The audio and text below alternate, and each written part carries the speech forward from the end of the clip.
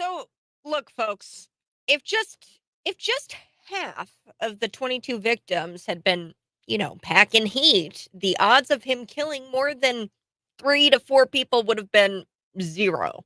Okay, if half of them were packing heat, these 22 victims. This may not make sense to the lefties, but if everyone was issued a firearm at the age of 18 and given proper training, in their senior year of high school, gun violence would dramatically decrease. I know the leftists are like, how could you say such a thing? We'd have a much safer society. A gun is a tool.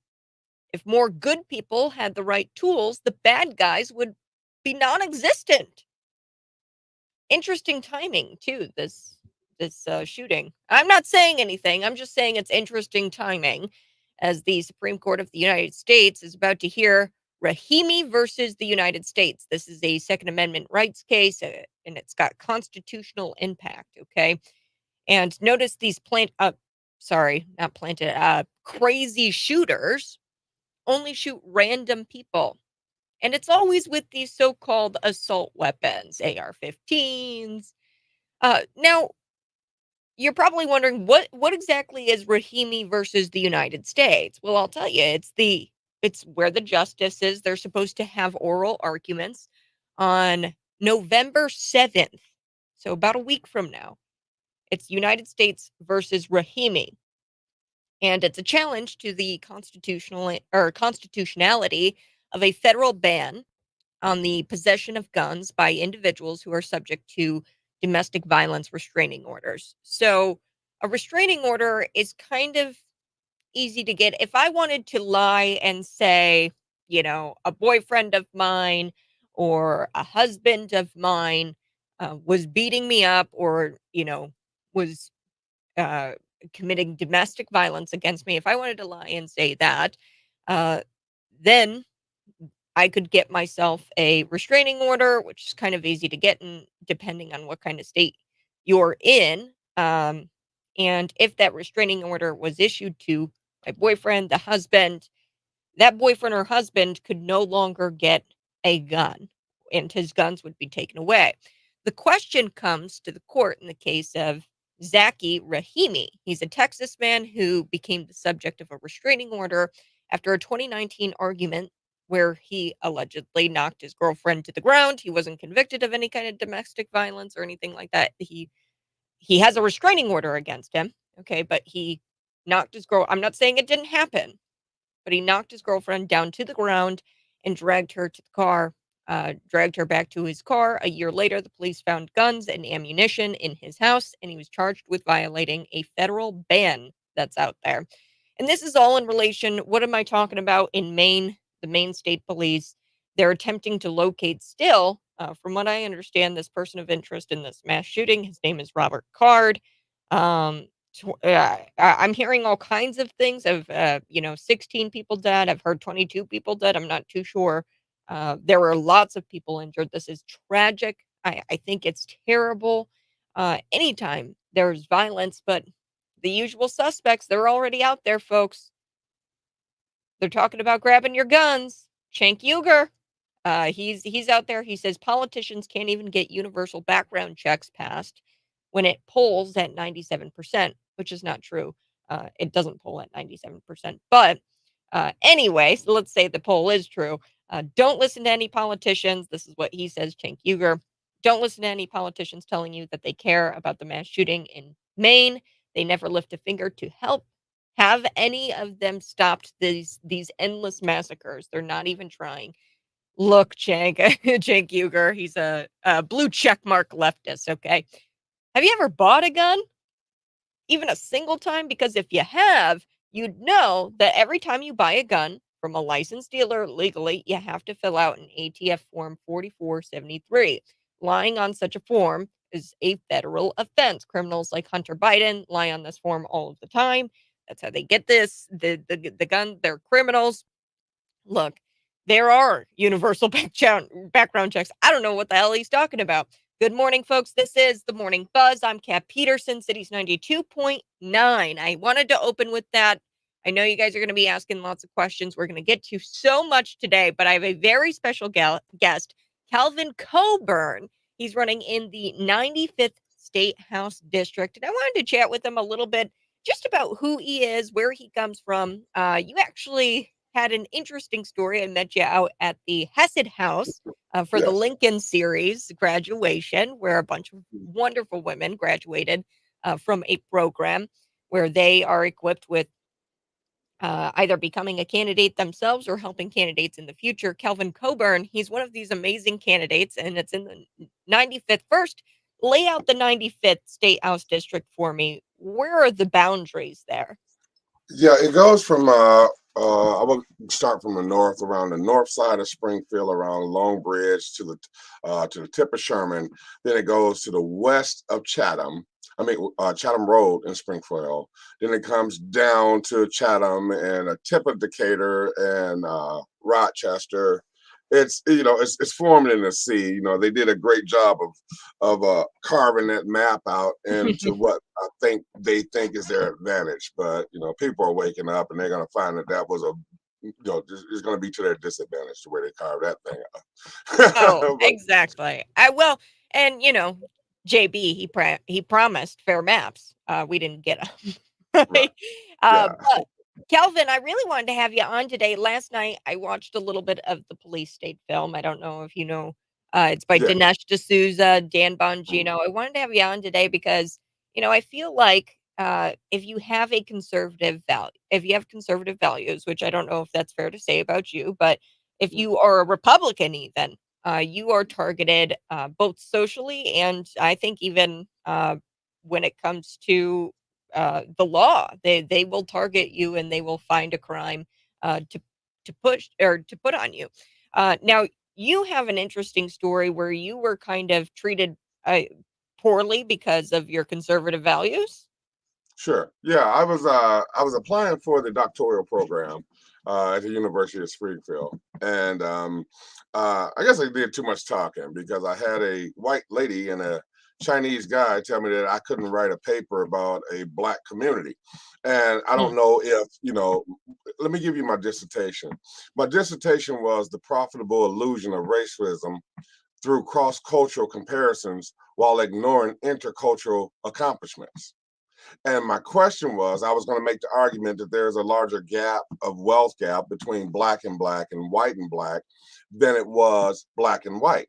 I was also asking the question is, why are you doing cross-cultural comparisons in the constitutional republic? mm, Hmm, interesting, right? I was told, well, we can't have you here. That research will hurt people. Okay. Now, here's my thing, and it's important for all of us, and I am a true conservative, and my faith drives my politics. My politics don't drive my faith drives my politics.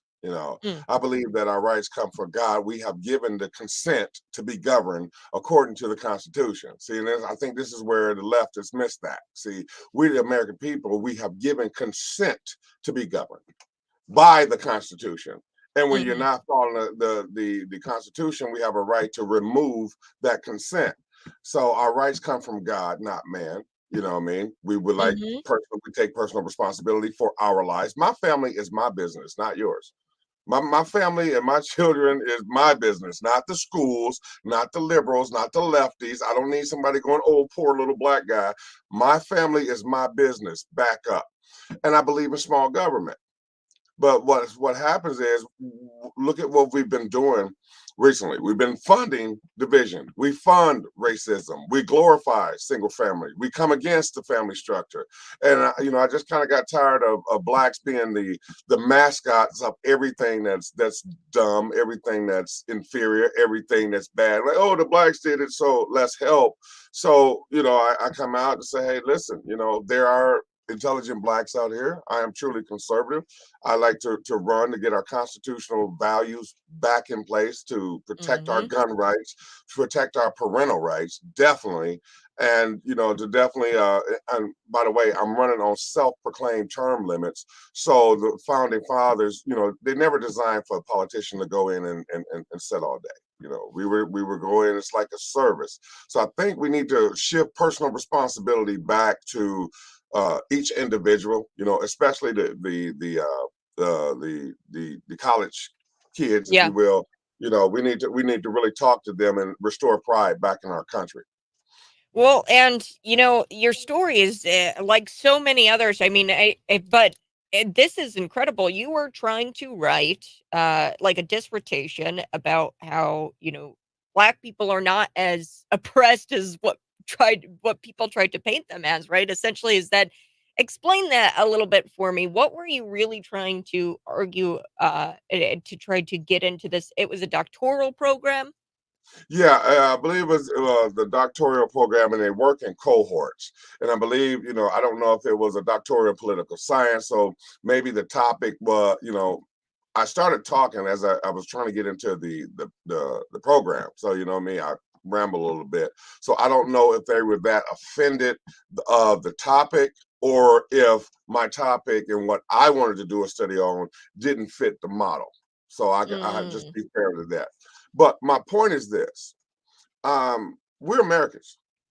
We're all Americans. We're taking individual responsibility. One person, just like that clown that just attacked the college student out there. That's an individual. It made mm, an individual choice. We have to learn to stop paintbrushing people, and mm, hold people accountable. It wasn't the gun that did it. It was the fool with the gun that did it. Dumb leftists, right? yes. I don't Yes. like them because they make so much money off pontification. They make so much money by saying you see one black, you see them all. Everybody is homogenous. So what I was trying to do in my study was to ask two questions. Show how much money we actually raise off race and racism. Mm, Soon as you say, and we conservative and Republicans got to do a better job of pushing back, because every time the left go racist, we go and we run. Stop running, push back, because you know what they're gonna do? They're gonna cry racism. They're gonna pick a black group or a black target, right? They're gonna fundraise off of it, and then you give all this money to a nonprofit, and they're gonna steal the money, baby. They're gonna do that. They've been doing that for years, and we mhm. haven't said anything. So Yeah. if you look at some of the programs, it's like um, pull anybody's 990 if they got one, right? 85 to 90% of the money is going to go to salary, payroll, and administrative costs. And then Mm, they're going to come up with the next black issue to like the poor black people, the poor. And so my study was, you put up the illusion of racism and you get funded. But I was like, well, if you do a intercultural study, okay, based on black and white, you'll mhm. find a lot of successful people in each culture, in each race. So if you compare, let's say keep it simple. A guy like me, okay, I make good money with two houses, and you compare my wages to someone that's probably panhandling, you know, then that's a Sure. substantial gap, okay. Or now, if you come to the white side and you start looking at like a I don't know, a Donald Trump, or let's say you look at, I'm trying to get somebody like the owners of Saputo's here, right? Okay. And Yep. you compare and you compare him to that white guy that's sitting on the north side, with the sign, Yeah. right, saying we'll work. How do you measure that gap? See, I just gave a comparison: black and black, white and white. Okay. Mm, And those gaps, I think everybody will agree, will be substantial wealth gaps, from yeah. homeless to employed. But what we do is we do cross-cultural comparisons, saying, okay, let's compare Ooh. black and white. And the question is, I was asking is, why? Why? Why are you going to do a cross-cultural comparison? Especially in the constitutional republic. What is your presupposition, if you will? What is your start? You want to make an argument, and then they're adding women to saying that, well, women make, per capita 7 cents, blah blah, Mhm. whatever less. So I says, can you point out the women that's involved in the ASME contract? And if you can look at the women that's involved in the ASME contract, how do that, you know, how does their wage, is less or more based on a structured agreement? See, Yes. so we need more critical thinking. And I'm really after our 18 to 35s to say, hey, look, guys, before you get passionate and get sold a bill of goods, let's think critically. Let's unwrap the information. You know what I mean? Let's dig in and ask the tough questions. But going back to the academia deal, that was my point. That we don't notice enough intercultural accomplishments. Mm. We don't we hear about the race, and we hear about Ku Klux Klan, but we don't hear about the Thomas Sowells. We don't hear about the Allen West. We don't hear about the Walter E. Williams. We don't hear about the Jason Rileys. And just here locally in Springfield, you don't hear about the Kelvin Coburns, the Fontaine Crushaws. You don't see about the Jerry Dosses or the Rudy Davenports these are all business owners, not necessarily conservatives, but they were all people who were accomplishing things in free market. What we Mm. hear about is doom and gloom because the motivation is to diminish the value of the community so they can get funding. And once they get funding, they steal the money. Yep. Yep. And I mean, look no further than the public school system, right? That's how they do it. I mean, look at your property tax bill, folks, your property taxes. And I mean, you're running in Illinois, the 95th State House District. I'm sure that's a hot issue. Our taxes just went up here in McLean County. Our property tax, all of it is going towards the school. There is Mhm. no other institution that gets as much funding. I think I don't know what the numbers are, but an Illinois child, the average, I think that's like near $30,000 per student we spend. And then you look at the scores and they can't read. I mean, like here in District 87, we've got in Bloomington, 15% of the kids can read. And it's even worse when it comes to black students. When you look at the black population in the school Mhm. district, and I don't understand how they continue or they can sit there and say, "Oh, I would need more funding because we have this amount of black population in the school, we have this amount of oppression going on, things like that." And then they Mhm. continue Mhm. to get fed money, money, money. But that money, I mean, it's just a terrible return on investment. I mean, we're Absolutely. funding it. I mean, I don't know how much you all pay in property taxes, but think about how much you pay in property taxes, and then at least 75% of that, I mean, Mhm. probably a little less, but a majority of it is going towards your public school, and your public Mhm. school sucks. It's Mhm. terrible. Yep. But Calvin Coburn, before we go, a school issue. So that's a big thing here in the state of Illinois. What are you going to do once you get into the state house? In the 91st or in the 95th there, what are some things that we can reimagine when it comes to public education? Oh, absolutely. First of all, we got to continue to fight for school of choice. I think the school should first. The first thing I think is we should just completely wipe out the National Board of Education. Get rid of that.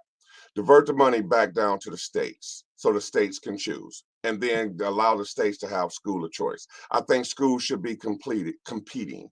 I don't think that the children should be confined to their addresses. And I definitely don't like blacks using being the mascot for extra funding. So let's reimagine that. And I also definitely want to give parental rights because parents have the right to get involved in their children's education. I want to protect our firearms, and I definitely want to find a pathway to get the audit reports to the public. Ladies and gentlemen, if you read these audit reports, you don't have to guess through osmosis of how terrible the school district is or the state police did in executing fiscal responsibility. You can see it for yourself. And so what I'm going to reimagine is the fact that we're going to hold a lot of more state agencies accountable, as well Mm. as myself, for term limits and politicians, because I'm going to ask people, I don't care what side of the subject you're on, but I'm going to show you how much money you're paying for it. So it's time for us to get fiscally responsible and get the right amount of funding in the right place while exposing the fraudsters, the planksters, and the fraud, waste, and abuse that's out there. That's what is it? The auditor report? Yes, you can go to the Auditor General's website. There's a report on every state agency out here. A Mm. report. It's an audit report out there. It will tell you how many findings that they have. It will tell you that how much. It's it's a statewide, a performance, and a financial audit on the Auditor General's website of each state agency. And I really Mm. encourage the public to go out there to read these and to definitely get an understanding of it. Well, and I know you've read it. Before we go, what's the most egregious thing you've seen in that Auditor General's report? So far, one of the most egregious things I've seen is the state police losing $12 million of equipment, losing having 1,138 FFL dealership license and pending status, having a couple people on payroll that was no longer with the agencies, and losing $2 million in FOID receipts, and then wanting us to register a firearm. That's egregious. You know, with those type of findings, they should have pumped the brakes on trying to get American citizens to register until they clean up the audits. And when you lose $12 million of equipment, when you got over 1,000 FFL dealers in pending status, and you losing FOID card and got people on a payroll that no longer works there, and this is all public information. It was from their June 30th of 22 audit. Don't come out here like you're competent enough to conduct a state registry. And I really hope that someone with some sense could delay the registry until they clear all findings and restore public trust back in their ability to even conduct a registry. Yeah, yeah. Well, and they're all mad because nobody's registering their guns. I mean, it's like a very small percentage of people are actually registering their guns, and this is why, because there is no trust when it comes to our state agencies. And Calvin Coburn, thanks so much for joining me, a candidate in the 95th State House District. How do we find out more about you? Thank you for asking. You can go to coburnforhouse.com. It's Coburn, the number 4 for house.com, as well as shoot me an email. I love to talk and respond. It's coburnforhouse@outlook.com. Wonderful. Calvin, you have a great rest of your day, my friend. And folks, we're going to be back on the other side. New House Speaker. And one thing that I want to go through is also the police state film. I watched it last night. Great. Thank you.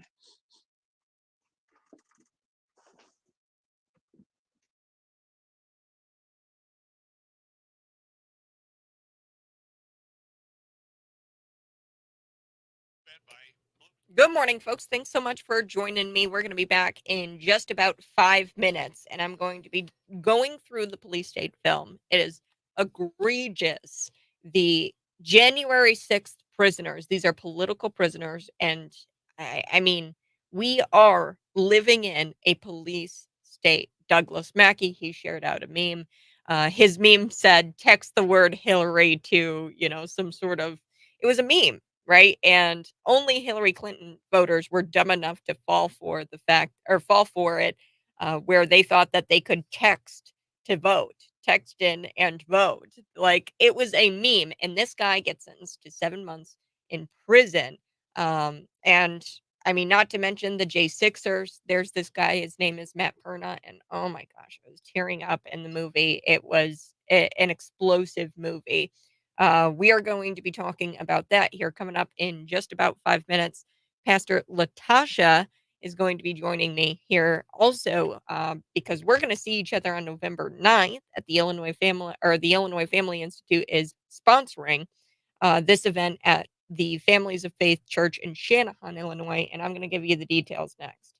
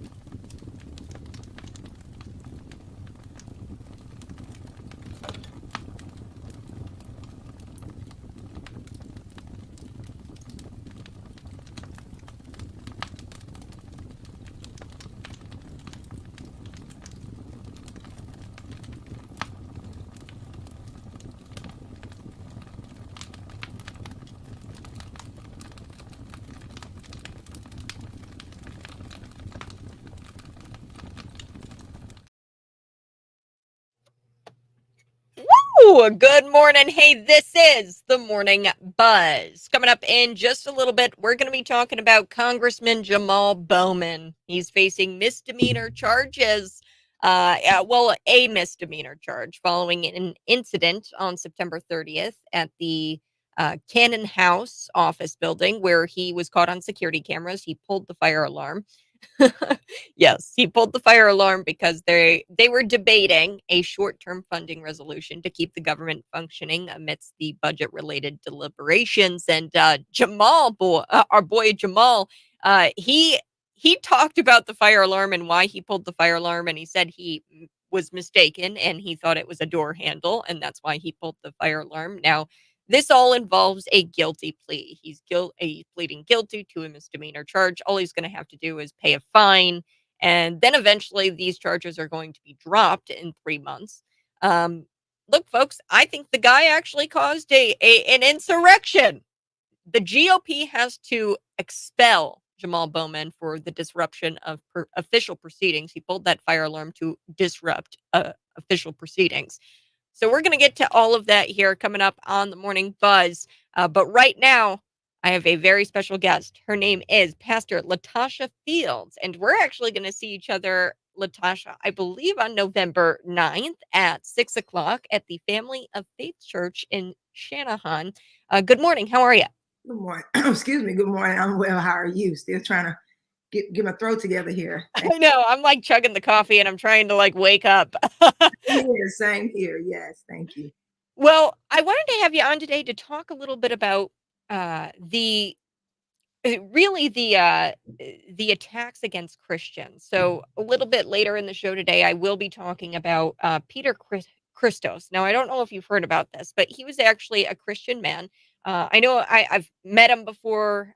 He was in Skokie, Illinois, and he was escorting an elderly Jewish couple. It's all on tape, and he was escorting this elderly Jewish couple, and there was a violent mob of Hamas sympathizers, and he ended up being viciously assaulted. I mean, they hit him with flagpoles, they punched him repeatedly, and I want to talk about this. This should be the number one news story, but for some odd reason, nobody really talks about it when Christians are attacked. In, I believe, Wisconsin, I've had him on before. He was arrested because he was using an amplification device at a drag queen story hour that was going on in a public park. He was on the sidewalk using an amplification device. He gets cuffed and charged with all of these different charges about using the unlawful use of sound, all of these weird charges.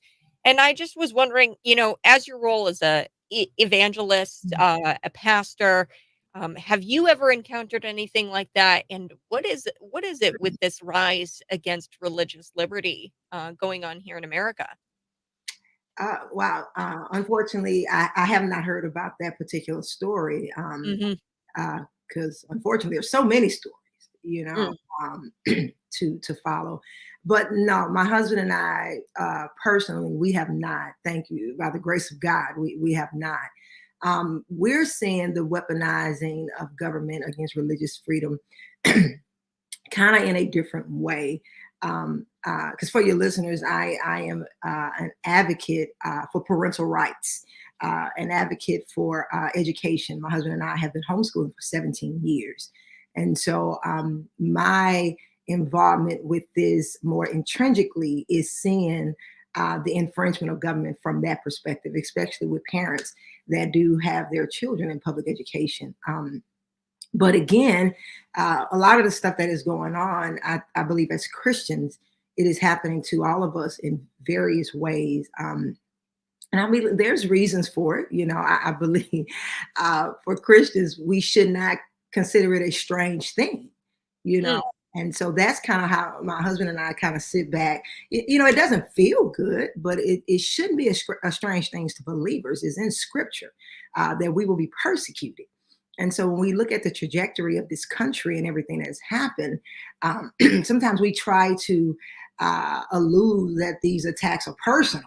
I mean, they're happening to our person, but Jesus warned us about these things, that we will be hated, we will be persecuted for his name's sake. And so I try to have that understanding, embrace our sisters and brothers in the body of Christ, that these things will be. Now, that is not to say that we should sit back and not fight. Of course, we should fight. We should be a voice for the kingdom of God, because Isaiah 9:6 says government will rest on his shoulders. And so I think a lot of the times, and especially in this dispensation of time, in this generation, I think we have forgotten who we serve and whose we are in terms of fighting and pushing back. And so there's a lot of momentum all over the country. There's a lot of people, even with this event that we're having. And so I'm very humble and very grateful. There are tremendous freedom fighters, if you will, on the line that are fighting to push back against government. Because it is an infringement. It is weaponizing against our religious freedom. And it's a lot of hypocrisy. And that's what I'm hearing from that story that you just shared. Is a lot of hypocrisy concerning Christians. But Christians, come on, we know this is all about the Christian faith. It's all about Christ. So again, try not to take it personal. It's not us. It's against our Lord and Savior Jesus Christ. That's who they're fighting, and we're going to be his vessel in the earth. Then this, hey, unfortunately for a lot of people, it comes with the territory. Yeah, it comes with the territory of being a Christian. Don't be surprised. It's in scripture that we will be persecuted. And we're talking about this event. It's November 9th, folks, 6 o'clock in Shanahan, Illinois. You got to come out and see me. I'll be there moderating the event, and Pastor Latasha Fields will also be there speaking, and Pastor Stephen Lee, who is America's pastor. Now, tell me, how you kind of heard about the event and heard of Pastor Stephen Lee's story. Is there a connection there between you and him? It is. Dave Shatowski is one of the attorneys that I know very well here in Illinois. He ran for state's attorney here. So I've been knowing Dave a couple of years now. And so that's how I was able to meet Pastor Stephen Lee, through that connection. And I'm very familiar with Illinois Family, of course, been knowing them for a number of years. And so I'm very honored to have been asked to share a stage with Pastor Stephen Lee in reference to this. And so, yes. And then actually Monday, Pastor Stephen Lee and Dave's sister Jill joined us here in the South Side, on the South Side of Chicago, at a meeting, and we were talking about these very things. And so it was a blessing to have him to come out on the South Side and sit with us and share his heart about what he see with government, as we were all conversing concerning this very thing, but more directly education. How parents' rights, especially Christian parents, their rights are definitely being attacked within the walls of our government schools. Do you have any examples for me? I can think of examples right here in my community, but I'm curious what you've encountered, Latasha, parental rights being under attack. Well, what we're seeing more so is through education, again, and through medical. Our values and beliefs as Christians, what we teach our children at home, when we send them inside of government schools, they're being usurped. For example, I don't know how much of this you talk about on your show, but the LGBT movement is a huge threat to religious freedoms, and so here in Illinois, comprehensive sexuality education has passed, SB 818. That public act is now law. And so when our children are entering the walls of these schools, their faith, their belief in abstinence, their belief in marriage before sex, promiscuity, they're being encouraged to have all sorts of sexual encounter. Explicit content is being shown to them. So when you look at that from that perspective, that's where parents all over this country rights, religious freedom and their rights are being attacked. You have children that are going to school with is only two genders on their clothing, want to take their Bibles to school, etc. So there's countless stories where our babies' rights are being attacked, where the First Amendment is not being operated. And so when you look at the LGBT history, I think most know, but people have to really keep in mind, when they banned prayer and Bible out of public schools, They brought in their religion. This is secular humanism. This is a Marxist ideology. And when you talking about LGBT, that is a belief system. That within itself is a religion. And so here we go. Christianity has been kicked out, but then they bring in this secular humanistic religion. It is a religion. Transgenderism is a religion. Queer ideology is a religion. And so that's how we're seeing greatly in America, parents' Christian rights are being violated like never before within the walls of government schools. And hey, anybody that know Latasha Field, I say, get your kids out of there. Yeah, get your kids out of there.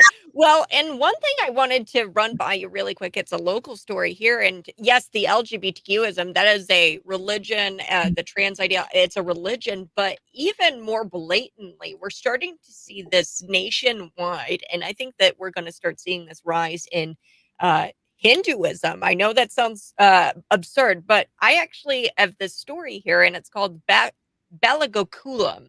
And apparently this is some sort of forum, and it's a nationwide initiative. You look up the website, it's a nationwide initiative, and they've had a stated goal on their website, and their goal is to get U.S. children to discover and manifest the divinity of Sri Krishna, which is a major deity in Hinduism. And then it goes even further. They want them to not only appreciate the Hindu cultural roots and learn the Hindu values, but they want them to practice Hinduism. That's what it's all on their website. And, you know, you've pointed out the hypocrisy. Obviously, you know, nowhere in the Constitution, I'm sure you know this, it doesn't say separation of church and state. No. Right. No. Kind of explain this though, you know, they'll say separation of church and state until the cows come home when it comes to Christianity, but then there's this Hinduism. It's a nationwide effort, and I'm sure it's in every religion, and there's national initiatives for Islam, for God knows what other religions. But I don't know your thoughts here. Yeah, it's funny that you bring up church and state. I think that is kind of rising to the surface with a lot of people. That conversation is becoming more prevalent now. As you said, we don't believe in church and state. The separation of church and state, it's blatant hypocrisy, 100%. Again, we believe as Christians, Christians hear me well, right? I know a lot of you know this. We cannot separate church and state. Right? The state is the manifestation of the natural things we do, the mobility of how we live our lives. So we cannot say Monday through Friday, the Holy Spirit, the faith we have in Jesus Christ, it somehow leaves us because we're operating in a natural world, right? And so again, when you read so many scriptures, but again, Isaiah 9:6, it said government rests on his shoulders. And we're talking about the King of Kings, the Lord of Lords. And so when we receive Jesus Christ as our Lord and Savior, we cannot sit him on the side as we deal with government. Government has to be in the halls of government. I mean, Christ has to be in the halls of government. We have to be a voice. We're the light. We're the salt of the earth. And so to separate that, it is blatant hypocrisy. And as you stated, and we all know, only thing they won't separate it is Christianity. Only thing they won't separate it is us serving Christ because they know what the word of God stands for. And so not only do you have the Hindus, you have the Satanists coming in, you know, with the Satan clubs. I mean, you have many people, because when they remove the walls, what we like to call the head of Christianity out of public school, you know, we're talking about a house without walls. And so I want to caution parents to think of that. When you're talking about sending your kid into these public schools and the covering has been removed, then why do we sit back 60-something years later and wonder why all these things are happening? Well, what else is going to happen? You're going to get the pouring in of all these demonic agendas into the school system. And now when you think back, Kat, when you really think back about public education, when you think about the essence of what public education is, the history of public education, the whole history, it was always planned. We call it education pandemic. It's been planned for hundreds of years to do what it's doing. So this is just a manifestation of strategically what has been planned, and not just education, the country. So I know I keep prefacing with education, but when you look at the weaponization against this country, against our religious freedom, They have used education. They have used that education to weaponize generation after generation after generation. That's why it's seemingly so much is happening. And we all say, well, where's the church? Where's the church? It seems like the church is very quiet. Where there has been something where the church has linked itself way back in the 60s. And hey, and I like to call it has become one with a bastardized government, where we have fallen and we have taken money and grants and 501c3. All these things have muzzled a lot of what we call the American church. So a lot of these things are happening. And one more thing, I warn you, church, and even myself, none of us are exempt, but we want to follow everybody else. But God said judgment is coming to the house of God first. So all these things that are transpiring, we as the body of Christ have to look at ourselves, because he didn't say he's coming to judge government first. He didn't say he's coming to judge the schools, etc. He said, I'm coming to judge my church. Why? Because we have the authority. We have the dominion and sovereign authority from Christ to deal with these things. And I believe we are. There's a remnant. You know, it may seem like we're quiet and nothing is going on, Kat, but there is a remnant. The enemy is louder, no doubt. The enemy got the media, et cetera, et cetera. The enemy is louder, but God has never forsaken us. And we're seeing that with Pastor Stephen Lee. We're seeing that with this movement. We encouraged him on Monday. Be encouraged, right? God is on the move. Yes, he is. He's always doing something greater. Yes, yes. Well, Latasha Fields, thank you so much. Pastor Latasha Fields joining me on November 9th. We're going to be joining lots of folks. The Illinois Family Institute is going to be there. Pastor Stephen Lee is going to be there. David Chistokis is going to be there. November 9th at 6 o'clock. Latasha, thanks so much for joining me. Thank you so much for having me, Kat. You have a blessed one. You too. But God bless. And folks, religious liberty under attack. We've got to come back on the other side. I'm going to unpack the police state film. Speaking of Christians under attack, Peter Christos, he's an Illinois boy. He actually was beaten up by pro-Hamas protesters, sympathizers, and he was escorting an elderly Jewish couple to safety away from this violent mob. And then he wound up getting beaten with a pole. That's next.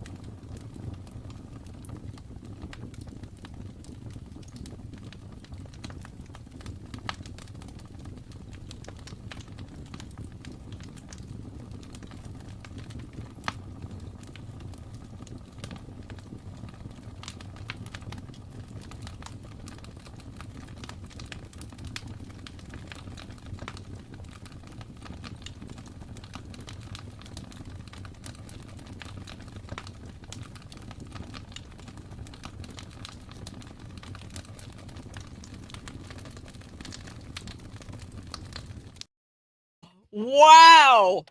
Police State, that was an incredible movie. It was done by Dan Bongino and Dinesh D'Souza. Dan Bongino, who you can hear on Cities 92.9, starting at 11 today. I watched it. I mean, folks, and I get it. You want the bread, you want the circuses, you want the entertainment. How can you do that when there are political prisoners sitting in prison right now, J6ers? Okay, they're sitting in prison. You don't want to know what happened to me last night? We all sat and sang the national anthem after the film was over. We joined together and we started singing. It was a packed theater. The theater was very, very hot. I watched it at an AMC in Springfield, and I mean, I was cooking. I don't know if they were blasting the heat or what, but I was cooking. At the end, we all stood up, sang the national anthem, and it was packed theater. The stories that I didn't know about. I mean, I didn't know that Matt Perna, he's a J6er, and he killed himself after finding out that his charges were going to be upgraded to terrorism. Matt Perna was in the Capitol for not but 15 minutes, and there's video of him being ushered in by Capitol Police. He stayed within those velvet ropes and he stayed within the rotunda. He left after 15 minutes of being inside. And they were looking at charging him with terrorism. With terrorism. And after he received that news, he was optimistic. He was like, "You know what?" I He told his aunt. He goes, "Auntie, I'm going to go to prison and I'm going to stay in there, 60 days and I'm going to use my degree and I'm going to help these people in prison to get their their GED." And he goes, "I'm going to make the best out of this." And then the prosecutor comes back and he says, "Hey, we're going to slap on terrorism charge. We're going to upgrade these charges to terrorist charges." And I mean, it was too much for him. He killed himself. The prosecutor later comes back, tells the family that if Matt would have just waited another month, those charges wouldn't have stuck probably in another month or so if he would have just waited. They killed him. They killed him. And there's so many other stories that I could tell you that were in this movie, and I want to unpack just a couple of key parts of this movie. And I really recommend you go get your tickets today. It's policestate.net. You can go get your tickets and see it in theaters. It was an incredible movie. We're gonna come back. Got a couple of things I want to run through. Jamal Bowman, he actually pleads guilty to a misdemeanor. This is the guy who disrupted official proceedings, but he's not a violent insurrectionist, and he didn't get a terrorism charge. No, no, no, no. He's paying a small fine.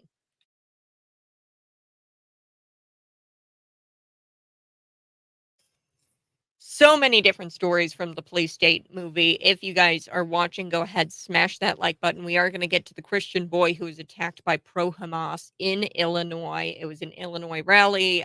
It was stand in solidarity with Israel.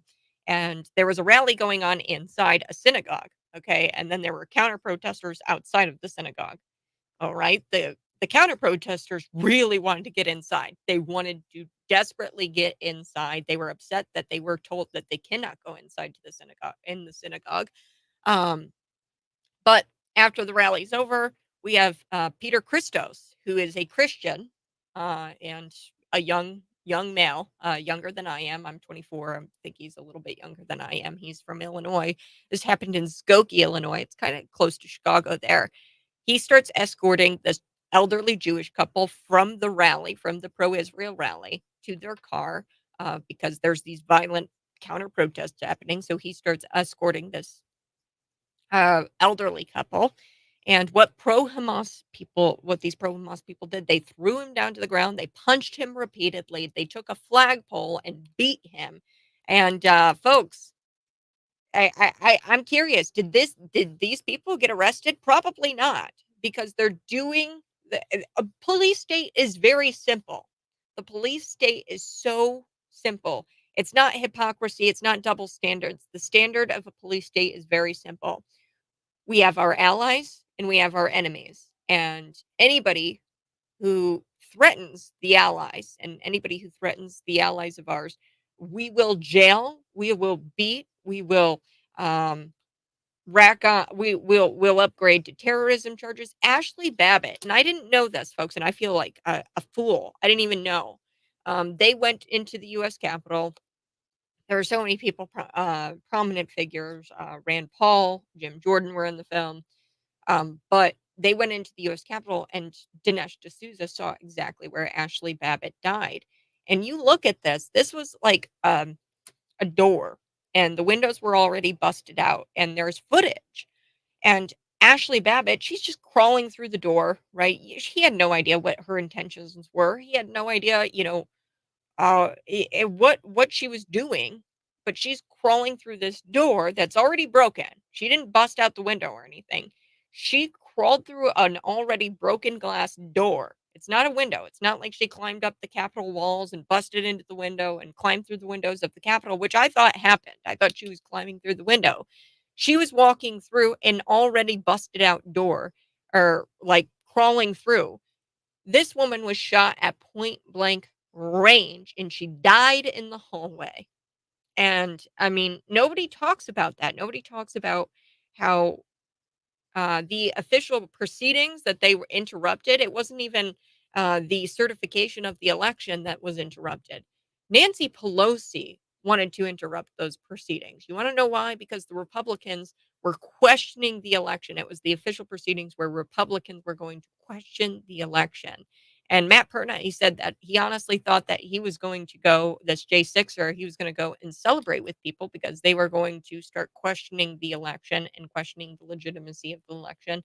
And that's what begins the process of, recounting the votes, doing a recount, and doing an investigation into that election. We have the ability to do that. The Republicans, like Ted Cruz, were going to do that day.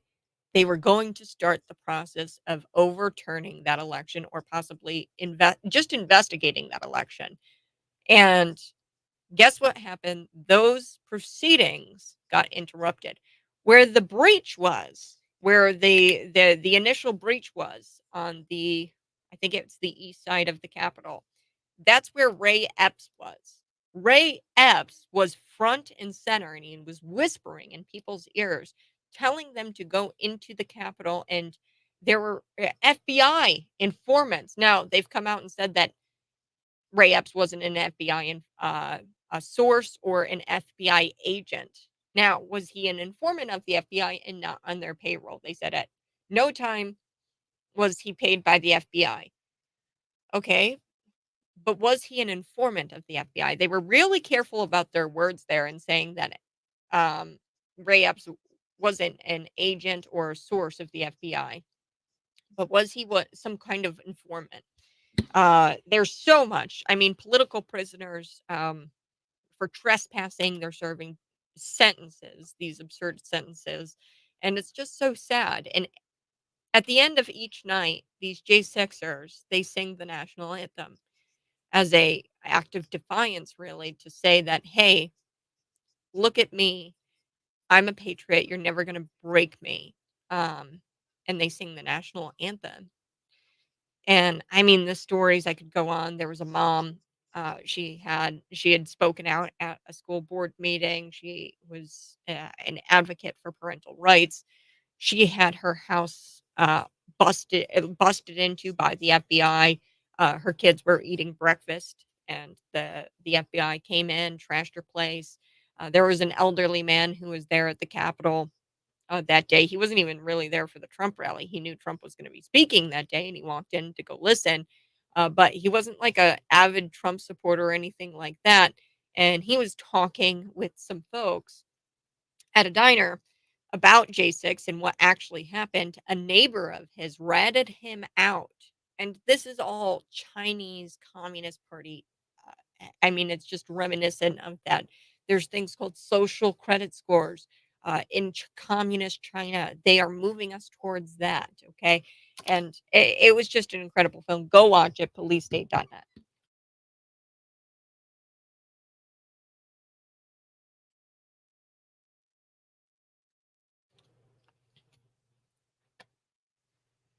Congressman Jamal Bowman, he's facing misdemeanor charges. One single charge because of this incident that happened on September 30th. And he pulled the fire alarm, folks. He was caught on security cameras. He was pulling the fire alarm as the House debated a short-term funding resolution to keep the government functioning amidst this budget-related deliberations. Okay, we didn't want funding to continue to go to Ukraine. The Republicans were pushing against that funding. Some Republicans were pushing against that funding. Jamal Bowman did not like it. He wanted to interrupt the official proceedings at the Cannon House office building. So what did he do? He pulled the fire alarm, and then later he attributed pulling the fire alarm to the mistaken belief that he was opening a nearby door. What? So now he's settled out. He's settled on these charges. It's a guilty plea and an apology and a payment of like I think $1,000 or something like that. It's a misdemeanor. And then with these conditions, if he issues an apology, these charges are going to be dropped within 3 months. And he made a statement yesterday. He goes, or a couple days ago, he goes, I'm responsible for activating the fire alarm. I will be paying a fine. And I look forward to these charges being ultimately dropped. That's what he stated. In the aftermath of the charged incident, the House pressed forward voting on and approving a short term funding resolution. Bowman, along with other Democrats, supported the bill. However, then House Speaker Kevin McCarthy experienced backlash from his Republican caucus, ultimately leading to his removal of speakership because he supported this continuing resolution bill that continued to fund Ukraine. He also did not work on these single issue bills. I've talked about that several times here on the Morning Buzz. Cities 92.9. See me live in studio. That's YouTube, Facebook, Twitter, and Rumble. Subscribe to my YouTube channel. That really helps me out, folks. It's called Cat Peterson 929. But yes, so Kevin McCarthy ultimately ousted because he voted yes to this continuing resolution bill. He also did not push for single issue bills. A single issue bill is, hey, this bill looks at one issue. We don't lump in all kinds of other, like we shouldn't be going to war in Yemen. I shouldn't, as a congressman, I shouldn't have to be tasked with the decision of voting yes on a bill that says, we're going to war with Yemen and we're passing this funding for agriculture in my constituent or for my constituency. Okay, that's not right. We should be doing single issue bills. And Kevin McCarthy didn't do that. So there was a 3-week stalemate. Representative Mike Johnson was voted as the new speaker. So that is some news this morning. The GOP, look, I'm thinking that Jamal Bowman, the guy who pulled the fire alarm, he disrupted an official proceeding. He's an insurrectionist. Last night, I watched the Police State movie in Springfield. Like I said, they cranked up the heat at the AMC in Springfield. And I was sweating. It was hot. And it was pretty warm in there. But at the end of the movie, we all sat and we sang the national anthem. And we need to stand in solidarity against the police state in which they have political prisoners. We have political prisoners here in America. And there's countless stories. I was telling you guys about Matt Perna. He killed himself because they upgraded his charges to terrorism, which subsequently led him to kill himself because he didn't want to serve time in prison for 20 years. And the prosecutor later told his family, his auntie, if Matt would have just waited a month, those charges probably wouldn't have sticked. Then why would you charge him with it? He was in the Capitol for not but 15 minutes, and he was ushered in by Capitol Police. It was an inside job. It was political theater. The whole proceeding that they were stopping the J6ers, it wasn't even the certification of the election, folks. That's not what they were so-called stop. What was going on that day and why people were going to go see Donald Trump speak, they thought that there was going to be a celebration because the Republicans were fighting for questioning the election. They were going to question the election. There's a process where you can go through and question the election, and That would subsequently lead to not certifying the election and opening up an investigation into that election, possibly doing a recount. That's what was going on that day. If the proceedings were allowed to go on, that would have been a big win for us, J6. It wasn't the certification of the election that was being stopped. It was Republicans questioning the election. They didn't want that to happen. They didn't want Ted Cruz to get up there and other Republicans to question that election. Nancy Pelosi did it. It was an inside job, and it's sickening. It's sickening. And Ashley Babbitt died that day. And I messed up, folks. I thought that she was climbing through the window, that she punched out the window, all this misinformation out there. You look, and the congressman, there were, Jim Jordan was featured in the film. Rand Paul was featured in the film. There were so many people featured in this film. DHS whistleblowers, FBI whistleblowers. It was incredible. Go watch Police State. Get your tickets, policestate.net. Dan Bongino did the film. Dinesh D'Souza did the film with Dan Bongino. So they go into the Capitol. You look at the rotunda, nothing was destroyed, nothing. And you would think a violent insurrection would have led to the Capitol being in shambles, and there been property damage. There was no property damage. Nothing was stolen. Nothing was taken. So you look at where Ashley Babbitt died. It's a door. And the door, there's video of this. And it's all featured in Police State, the movie.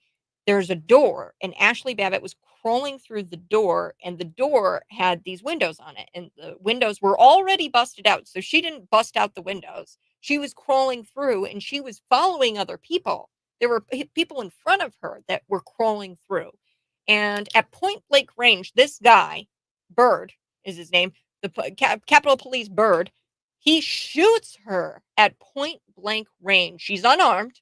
She bleeds out on the floor and dies there. Matt Perna, he killed himself because they tried to charge him with terrorism when he's on tape being ushered in by Capitol Police, and he's staying within the velvet ropes. He's pointing at things, and then like a tourist, right? He's pointing at things. He's looking at the rotunda. He thinks it's beautiful. 15 minutes later, you see him walking out. It's insanity.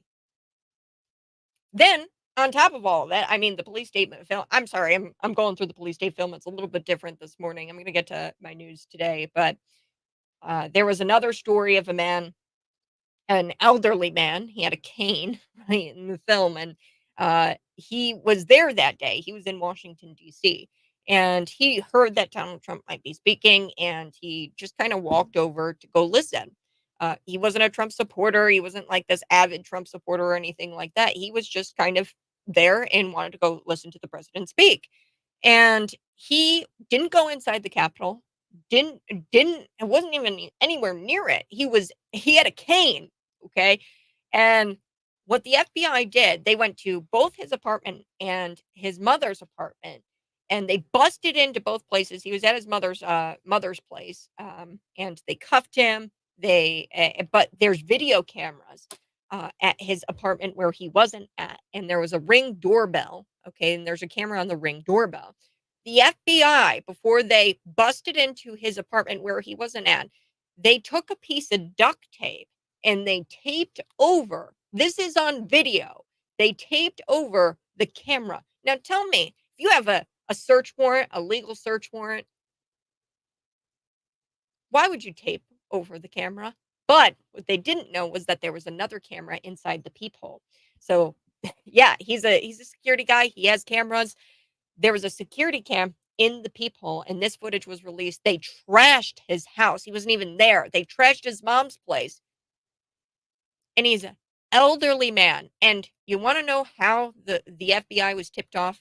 How they knew he was there that day? It's because his neighbor ratted him out when he was at a cafe, showing people the video that he had and telling people that what was on TV was not actually what happened. And his neighbor ratted him out. And look, the FBI, they're making $30,000 to $50,000 a pop opening up these cases. David Paul Blumenschein, good friend of mine. I know him very well, folks. The FBI came knocking at his door, and the FBI questioned him in his home. You want to know why they tried to open up a case against David Paul Blumenschein? Because they were getting $30,000 to $50,000 a pop for every single case that they opened up against the J6ers. I had Washington Post come here. She followed me around for 12 plus hours, folks. Annie from the Washington Post. You want to know why she asked me the question, what kind of news I consumed? That was her first question right out the gate. She was asking me if I watched Fox News, Breitbart. She was asking me what kind of news I consumed. You want to know what is in the FBI's hands right now? They've got a little pyramid. Okay, it's a little pyramid. And if you are on the bottom level of this pyramid, you consume Christian Broadcasting Network, Fox News, and you are a member of the Republican Party. Now, a step above that, you consume Breitbart News, maybe the Post Millennial, maybe, a few other fringy type conservative media outlets. They've got this pyramid out there. And based on where you rank in the pyramid is how they base your extremist charges and whether they bust into your door. Okay, they have access to. I mean, you have to go watch the movie. You have to go watch it. Police State singing the national anthem. I'm going to post it on my page. The people were singing the national anthem at the end of the movie, and we need to stand in solidarity against these people who are imprisoning people, political prisoners. That's what we've got going on right now, folks. So smash the like button if you're watching me live on YouTube, Facebook, Twitter, and Rumble. Bowman, he's got to be expelled. He disrupted an official proceeding, right? Hell, why don't we slap a terrorism charge on Bowman? See how he likes it. Is he going to kill himself like Matt Perna did? The J6er, because they slapped a terrorism charge on him and he couldn't even bear the thought of spending 20 years in prison, so he killed himself.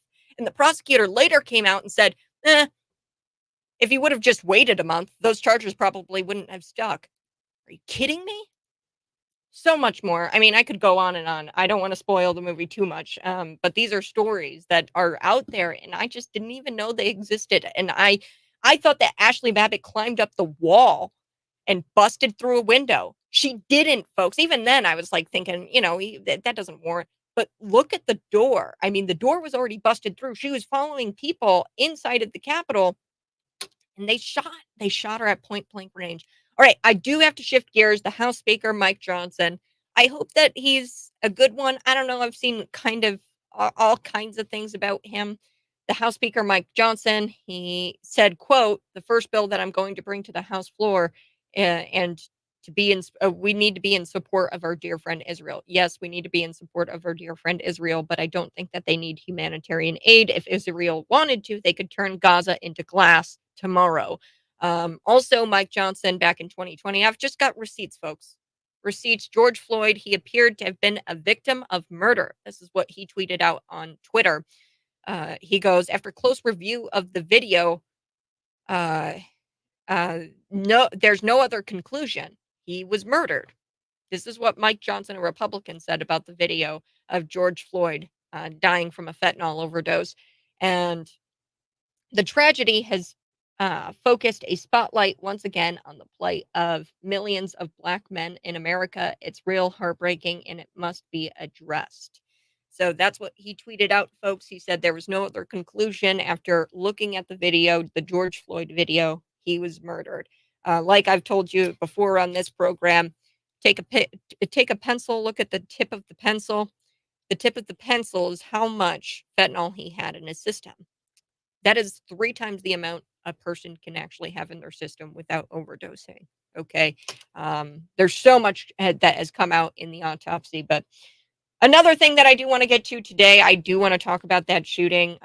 You need to know that there is a oral argument that is going on November 7th. It's Rahimi versus the United States. Look this up. It deals with the constitutionality of a federal ban on the possession of guns by individuals who are subject to domestic violence restraining orders. So you're not convicted of domestic violence. You are not a felon. You're not convicted of anything. You just have a restraining order against you for domestic terrorism or domestic violence. Sorry, domestic violence. And then you can't get a gun anymore. Okay, so that's what we've currently got going on, and it's the constitutionality of it is in question.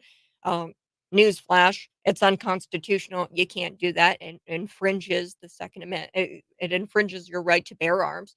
So the question comes to the court in the case of Zaki Rahimi. He's a Texas man who was subject to restraining order after a 2019 argument with his girlfriend. Allegedly, he dragged her. He wasn't convicted of domestic violence, folks. He's just got the restraining order against him, okay? So he dragged her back into his car, and he knocked her to the ground. And a year later, the police found guns and ammunition in his house, and they charged him with violating this federal ban that's out there, where there's a ban. If you have a restraining order against you, you cannot own weaponry, you can't own ammunition. So the constitutionality of that is in question. I think the timing is kind of odd. That is supposed to be heard by SCOTUS in about a week or so, and now we've got this 22 victims. Look, if just half of the 22 victims had been packing heat, the odds of him killing more than 3 to 4 people would have been 0. Okay, I'm talking about this Robert Card. Now, he was a trained firearms instructor. When I saw that he killed, I think it's 16 people. Now I've seen reports 22 people, 16 people. We won't know until the end of the day today how many people exactly died, but there were countless people injured in Maine. There was a mass shooting.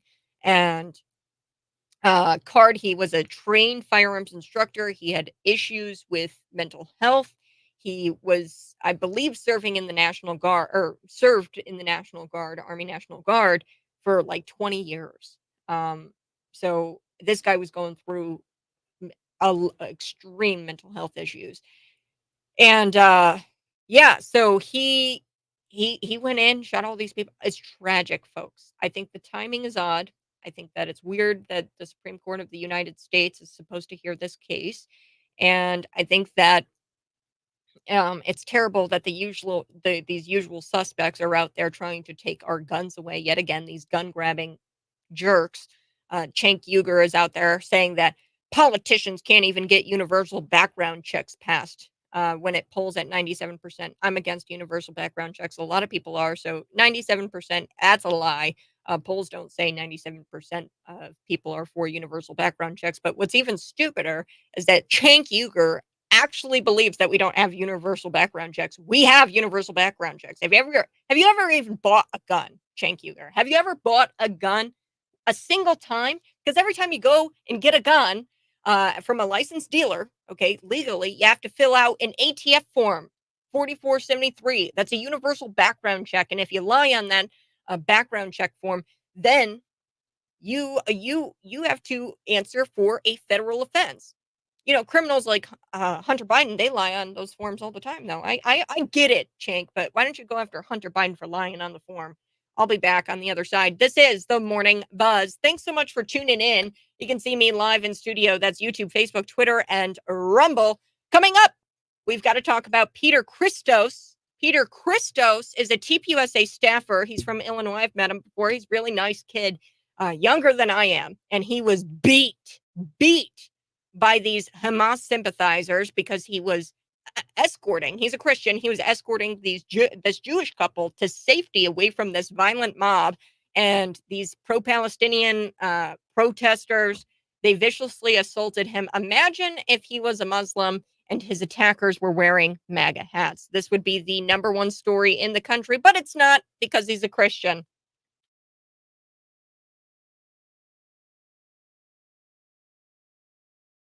Sorry, folks. I'm very fired up today. That movie really has got me pumped up. If you're watching, go ahead, smash the like button. We're going to get to Peter Christos here. He's from Illinois. It was in Skokie, Illinois. We'll talk about that. Plus, I want to talk about this woman also showing sexually explicit comment or explicit content. These were images to a school board, and they allow this book in a children's library access that the children have access to this book. It's disturbing, it's disgusting, and she's reading from this book and she's showing the pictures to the school board. The school board, okay, they reviewed the book and then approved the book for school children. There was a review process where they looked at the book, and despite that review process, they approved the book to be on the shelves for children to grab onto. The book is called Blankets. It's a graphic novel. It's disgusting. I'm going to get into the gruesome details here. I really don't want to, but I have to talk a little bit about it. So, um, yeah, we're gonna talk a little bit about that. Plus, there is another story that I wanted to get to this morning. Criminals are not being deterred by the justice system; they're actually laughing at our DAs. You know those teens who murdered that cop who was biking? He was a retired police chief. He was biking in Las Vegas, and there were a couple of teenagers, and they were in a vehicle, and they were like, "Run that guy over! Run that guy over!" They ran the guy over, filmed it for social media. The clip went viral. They were laughing at the fact that they killed this guy. And guess what? The teens accused of murdering that retired cop in Las Vegas, they were caught laughing again, but this time in court. The criminals are not deterred by our justice system. They are laughing at our DAs. You want to know why? Because the DAs are in on it.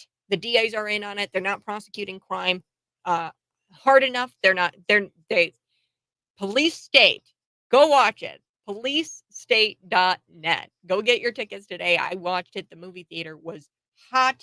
AMC cranked up the heat, I think. I don't know. I can't prove it, but probably I was sweating, and I've never been sweating in a movie theater before. But at the end of the film, we all sang the national anthem, and that was explosive. I mean, it just brought tears to my eyes. The types of stories that these people were talking about. This woman, she was looking at 15 years because this woman at a Planned Parenthood, she was nowhere near the girl. She got her hand stuck in a door at a Planned Parenthood. Okay, and this woman, she wasn't anywhere near the girl, the Planned Parenthood girl. She's a pro-life woman, and she's out there protesting every morning, exercising her right to free speech outside of the Planned Parenthood at 6:30 a.m. They'd get there and they open up at 7 a.m. and they were protesting, and I mean they were silent, but they were holding up signs a lot of the times. This one woman, she was kind of a pastor-ish. She would go out there and preach, and they didn't like that. Okay, so guess what? This woman gets her hand caught in the door arguing with this one woman, but nowhere near her. She gets her hand caught in the door, and she gets slapped with 15 years. She manages to not get those 15 years, and she's, doesn't get those charges to stick, but they charged her and they made her life hell. Mark Huck, he was there in the film, and there's just so much. We're going to be back in just a little bit. If you guys are watching, go ahead, smash the like button. We're going to be talking about Peter Christos. He tried to escort this elderly Jewish couple away from this violent mob, and he was beaten. So we're going to talk about that here coming up in just a few minutes.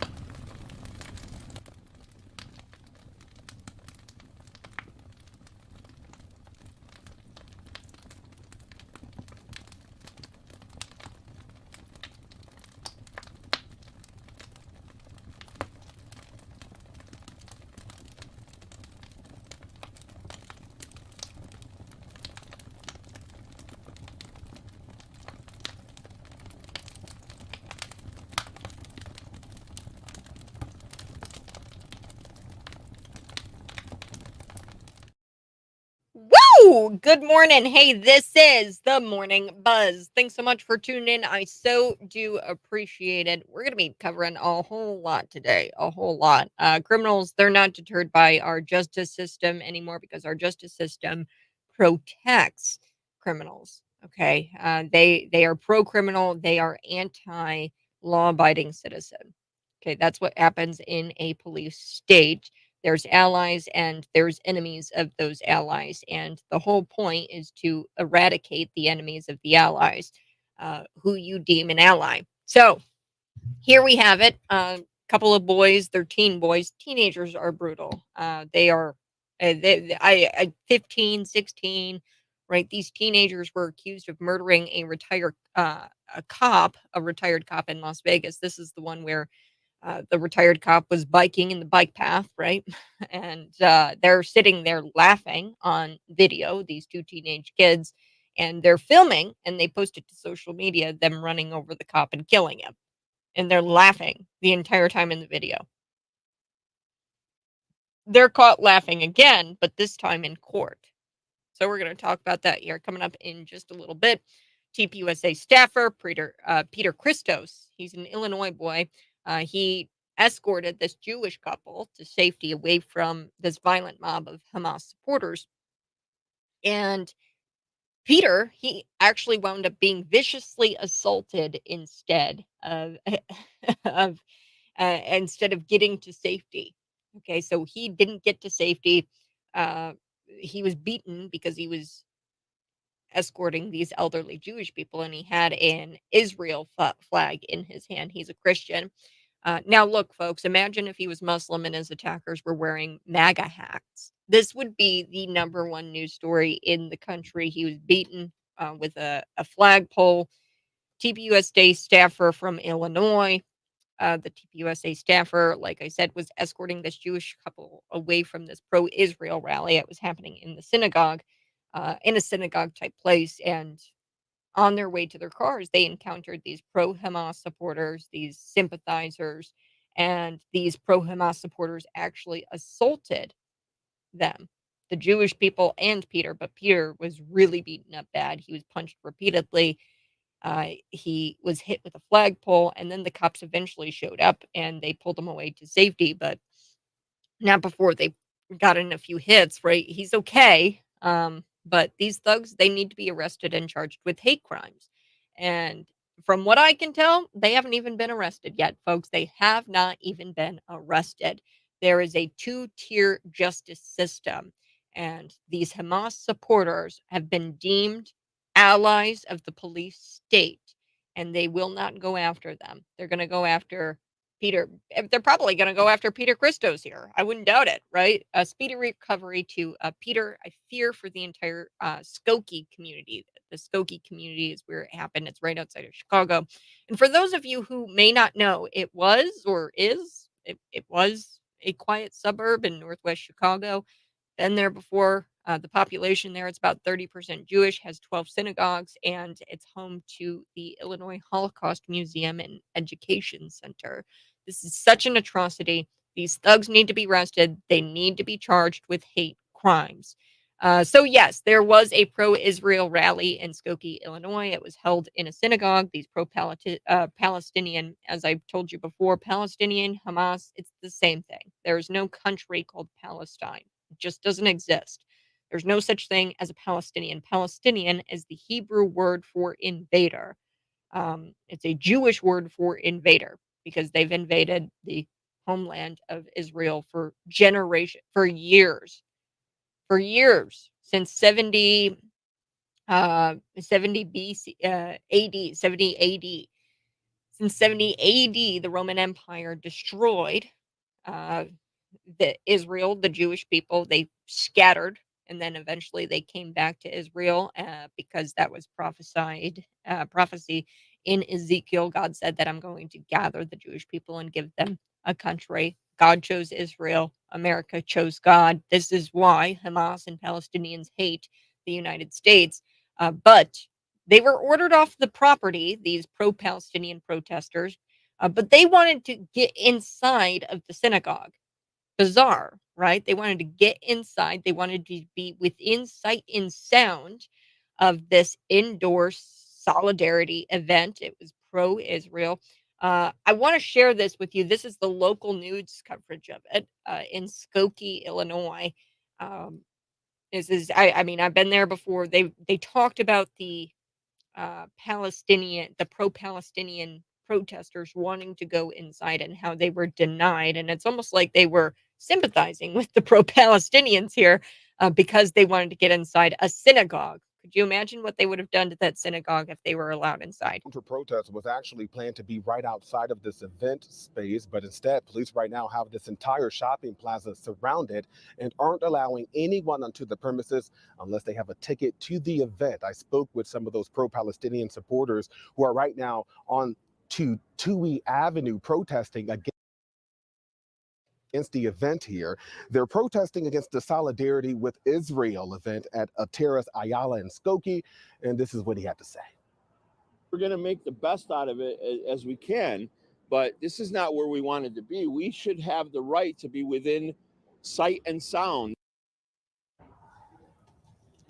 Now, the event here in Skokie is to show solidarity with the people of Israel following the Hamas attacks more than 2 weeks ago. The organizer of the event speaking with us a short time ago, too, saying protesters have a right to be heard. I have no problem with people saying that they want to stand up for the Palestinian people. But by standing up with Hamas and terrorism, you're not standing up with the Palestinian people. I'm so sick of the news covering this because they cover it so poorly. There is no such thing as Palestine. There is no such thing as Palestinians. They are all Hamas. They are all the same, okay? Now that's not to say that there aren't innocent people in Israel. I'm not saying that. There's innocent Middle Easterns. Okay, they're non-Israel people, but to be honest with you, a lot of those countries shouldn't exist. Though Saudi Arabia, Iraq, they have brokered peace deals with Arabs and Muslims. The Jewish people have brokered peace deals, land offers for several years, and they've given up land, land, land, land to the point now where we have a tiny, tiny sliver known as Israel. Just look at a map. Okay, look at a map. You've got a tiny little sliver of Israel, and there's about 8 million people on it, on this tiny little sliver of land. Then you look at the rest. There's about 300 million Arabs and Muslims surrounding them. Okay, so you tell me, uh, Israel, they are the ones who these Israelis, they're the ones who are occupying and oppressing the majority, the Arabs, the Muslims over in the Middle East. I don't think so. So I do have to take a quick break, but when I come back, this is an explosive story, folks. Cops swooping in to try to prevent this woman from showing sexually explicit images to a school board. Allow the school board reviewed the material. Get this, there was a review process. They reviewed the material and then they allowed and approved that material to be in the school library, the children's library. This is pornography. It's terrible. And then the cop comes over, swoops in, and prevents the woman from showing the school board what they already approved to be in the children's library. I'll be back next. This is the Morning Buzz.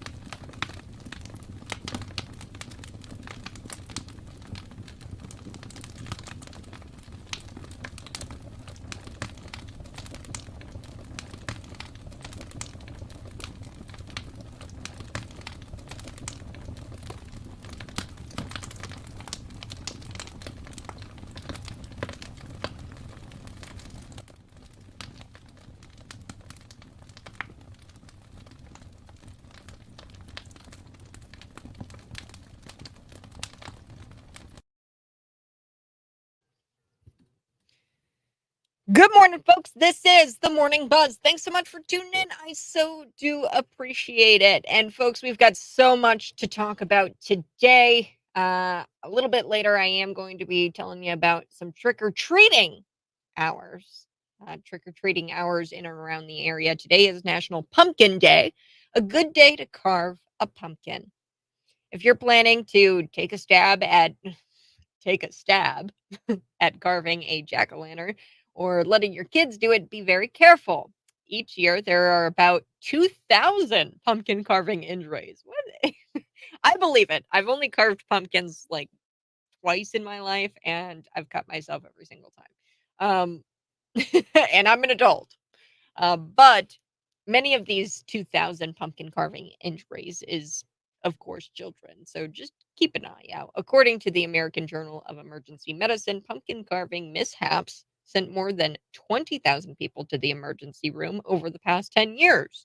88% of those injuries involve a cut hand. So be careful and be sure to watch the kiddos as they are carving out their pumpkins. Today is also Howl at the Moon Day, a day to embrace your inner wolf. No, I don't identify as a wolf, but I thought that was kind of funny. Howling at the moon, howling at the moon day. All right.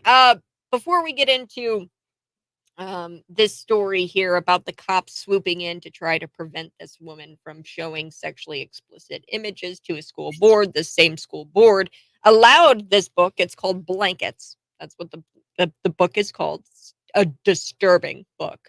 This is in Hillsborough County.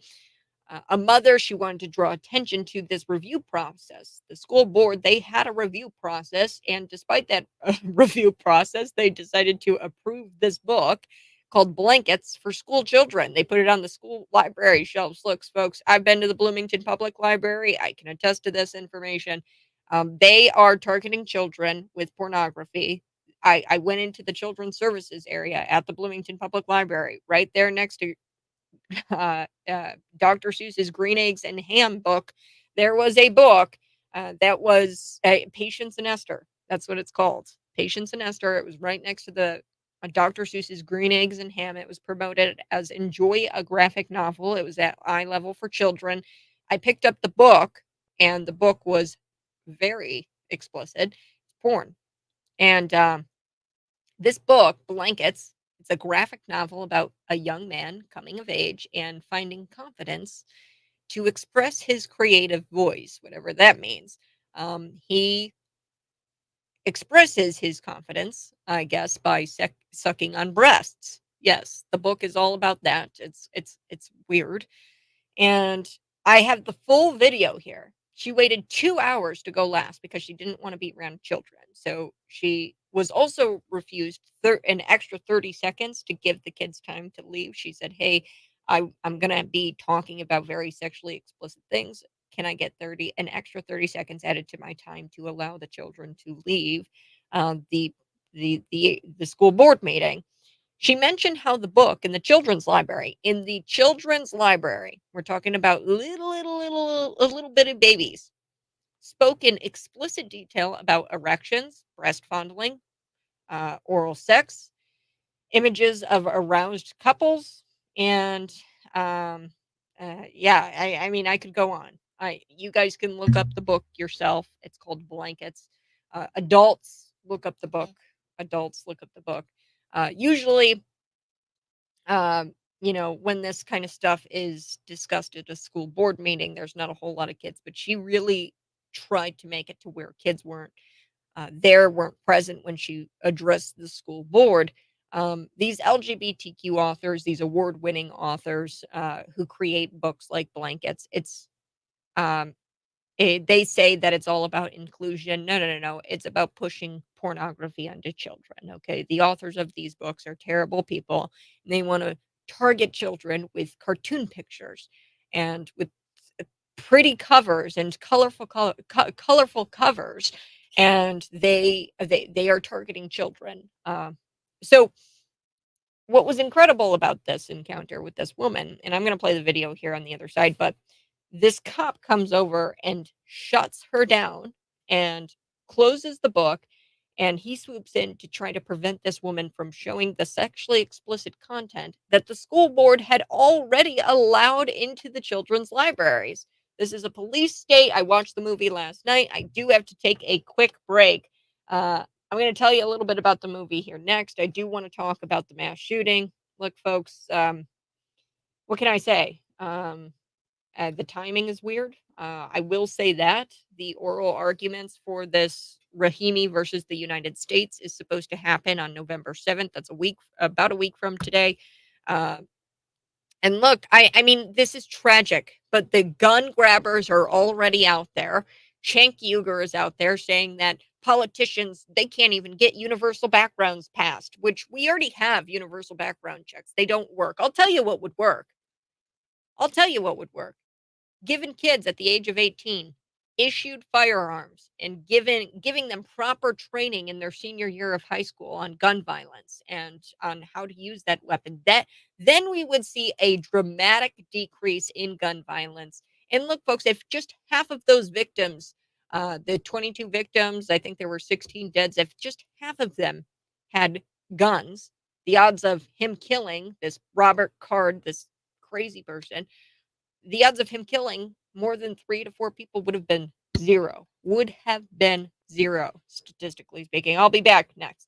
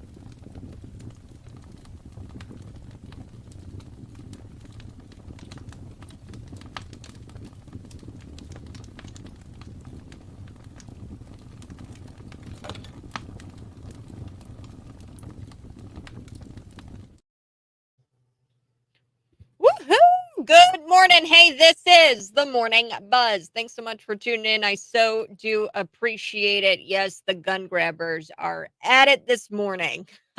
Cenk Uygur, he's out there this morning saying that we don't have universal background checks and, politicians, they can't even get universal background checks passed.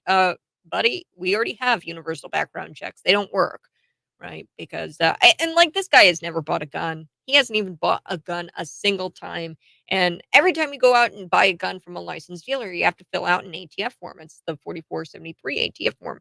Okay. Lying on any of those forms it opens you up to a federal offense. Hunter Biden did that. We know that. So the gun grabbers are out there this morning because there was a mass shooting in Maine. Tragic. I mean, I'm thinking, or I last I checked, it was 16 people were killed in this mass shooting. It was at a restaurant in a bowling alley in Maine, and apparently he's still at large. They're still looking for this guy. Now, he was a firearms instructor. He's believed to be in Army Reserve stationed outside of Saco, Maine, I think is what it's called. Robert Card is his name. And, when I read this, I was like, 16 people. This guy has military training of some kind. That's a lot of people. But he also has been reported to have been committed to mental health facilities multiple times.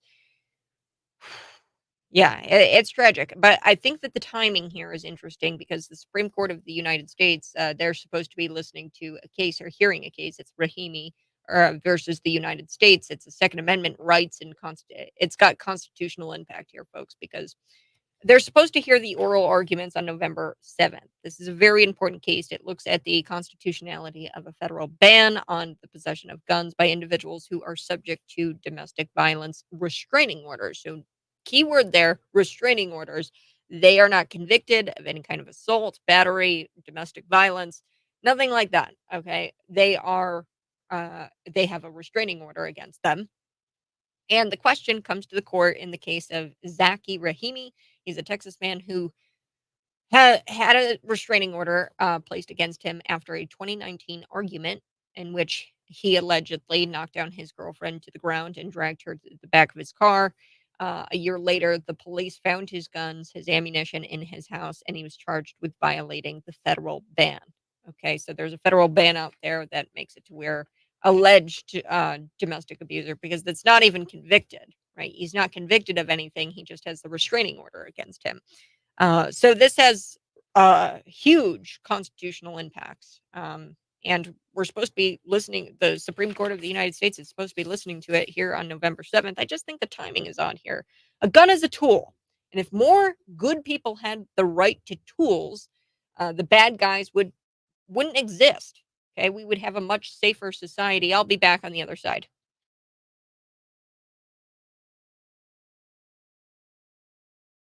Good morning. How are you doing? I will be getting to your very busy comments.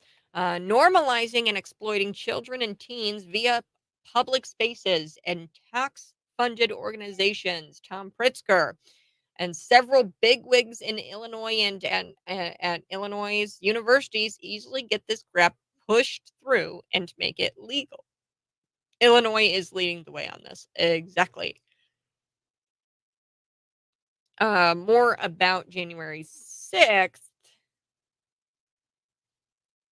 The coup insurrection was perpetrated by Pelosi.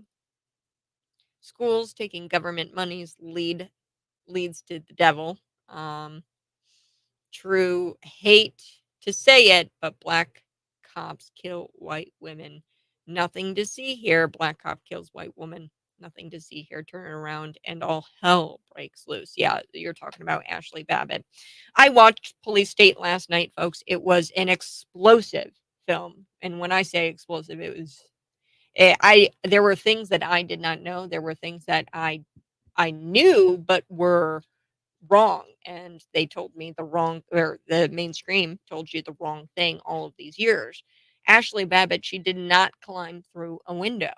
She didn't climb up the wall. She didn't climb through a window. She didn't bust out that window. It was a door inside the Capitol, right outside the rotunda. There were other people going through this door. She busted out, or they busted out the window, and she was just crawling through it at point blank range. This black cop bird, as Bob pointed out, black cop kills a white woman. Um, he shot her at point blank range. She was unarmed. She wasn't armed. He had no idea what her intentions were, and it it's tragic what's going on with the J6ers. Tragic. There's political prisoners. Douglas Mackey, he made a meme. It was a joke, and now he's serving 7 months in federal prison for election interference. What meme did he post? It was a disparaging meme against Hillary Clinton and her supporters. It was funny. He said, "Text the word Hillary to, whatever 5675, and then you're going to cast your vote for Hillary Clinton." Only idiots would believe that you could cast your vote via a text message, okay? And it was a joke. It was a meme, and they charged him with election interference, which is so disturbing. Mark Hook was in the movie. Now, he was a pro-lifer. He was outside this Planned Parenthood. We know the story. This Planned Parenthood activist started coming up and harassing his son, Mark's son, his younger son, and Mark said enough, and he pushed the guy. And then the Planned Parenthood guy went into the Planned Parenthood, and all hell broke out from there.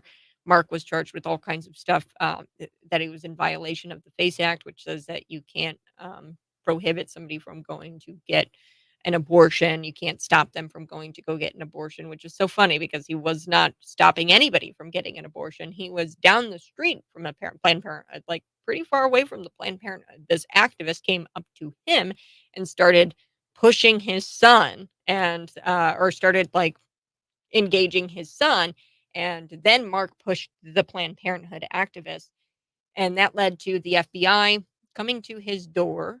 They didn't address themselves as FBI.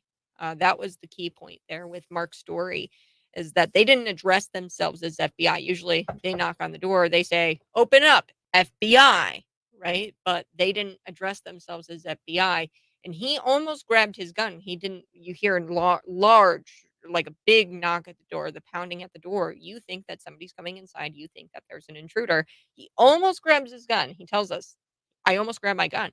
But a part of me thought that I shouldn't grab the gun, and he didn't grab the gun. He slowly opens up the door. He puts up his hands, creaks open the door. He's got 7 babies inside. It's in the morning. Um, and then you've got him coming outside. They shackle him. They shackle his feet. They shackle his hands. They uh, cuff him to a table for 6 hours because he pushed somebody away from his son who was engaging his son and attacking him verbally to his son, um, and engaged them first. Okay. And why? Because this guy was upset because Mark said, "Get away from me," and pushed him and said, "Stay away." Um, so that's what required the FBI. I mean, that's what all that's required for the FBI to come bust down your door. Or come I mean, they had SWAT in the back of his house, on the side of his house. They had unmarked vehicles, marked vehicles. This was bad. Um, but he managed to be vindicated of all those charges, and his story wound up. Other people, they didn't have as great of an ending, such as Matt Perna, who was a J6er. Tragic.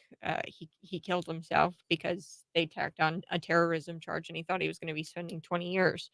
Um, yeah, I mean, if you defend yourself, you get arrested. Yeah, we've seen it here in the town of Normal, right, where this guy defends himself against a serial stab, like somebody who stabs people, has been arrested for stabbing people in the past. And right here in Normal, he was arrested. The guy who stabbed him wasn't arrested, but because he defended himself, he was arrested for defending himself. It's very clear in a police state that it's not a double standard. You might think, well, this is all hypocrisy. There's a double standard. No, no, no. It's very simple in a police state. There's allies and there's enemies of the allies, and whoever is an enemy of the ally must be imprisoned, must be um, ostracized. You name it. I'm back.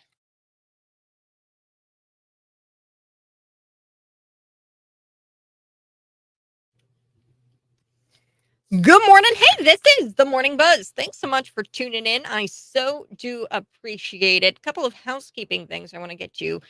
Pontiac citywide. What's the trick or treating hours? So this is going to be on October 31st. So that's actually Halloween, the day of Halloween. They've got citywide in Pontiac 4:30 to 7:30 p.m. is their trick or treating hours. Fairbury, it's 4 to 7 p.m. on October 31st. In Odell, it's 4:30 to 6:30 p.m. on October 31st. And we move on to Logan County, Atlanta. It's 5 to 8 p.m. on October 31st. McLean County, Bloomington, it's 5 to 8 p.m. on October 31st. Carlock, we're looking at 5 to 8 on October 31st. Chenoa, 5 to 8 on October 31st. Colfax, 5 to 8 on October 31st. Danvers, 5:30 to 8 p.m. on October 31st. Downs, 5 to 8 on October 31st. We're looking at Gridley, 5 to 7:30 p.m. October 31st. Hayworth, 5 to 9. That's a long time to be trick-or-treating. 5 to 9 in Hayworth, October 31st. Hudson, 5 to 8, October 31st. Lexington, there's a city hall special treat at 4 p.m. on October 29th. So that's pretty cool in Lexington. They're doing that for the kiddos. It's called Special Treat. It's at 4 p.m. October 29th, City Hall in Lexington. Shout out to Lexington. Their trick-or-treating hours are also 5 to 7 on October 29th. On October 29th. So that's just a few days away. Leroy, we're looking at 4:30 to 7:30, October 31st. McLean, we're looking at 5 to 8, October 31st. Normal, 5 to 8 on October 31st. Then you've also got in Uptown Normal. They're a little bit smaller of hours. So normal, the citywide normal, it's 5 to 8. And then just in Uptown, you've got 5 to 6:30 p.m. on October 26th. So there's going to be some trick-or-treating on October 26th. That's today from 5 to 6:30. So then in Towanda, 5 to 8 p.m. October 31st. Those are our trick-or-treating hours, folks. If you want all the complete list of trick-or-treating hours, go to cities929.com. They've been published there. If the kids are carving a pumpkin today, you might want to keep an eye on them because guess what? There's been 2,000 pumpkin carving injuries reported. Each year, there's about 2,000. So every year, there's about 2,000. In the past 10 years, that's 20,000 people who have gone to the emergency room for pumpkin carving mishaps.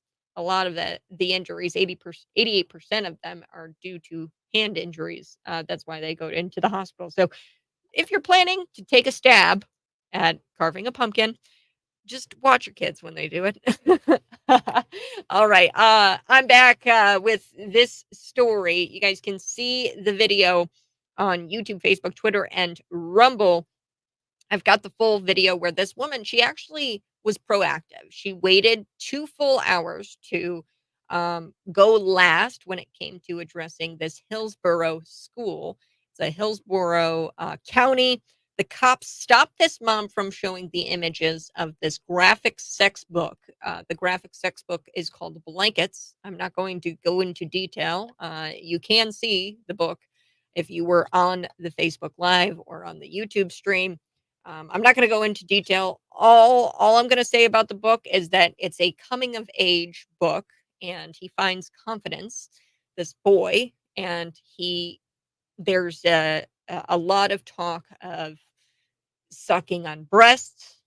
There's a lot of explicit details about erections, breast fondling, oral sex. There's images of aroused couples. This is a disturbing book. And the point is here, the mom, she was drawing attention to the review process because there was a review process at Hillsborough School. And they went through this review process, and despite seeing the book, they approved the book to be in the children's library at the school library. This is wild. So let's take a listen to what she has to say at the school board meeting. And during these comments, we've got a cop coming up and just snatching the sexually explicit material from her hands.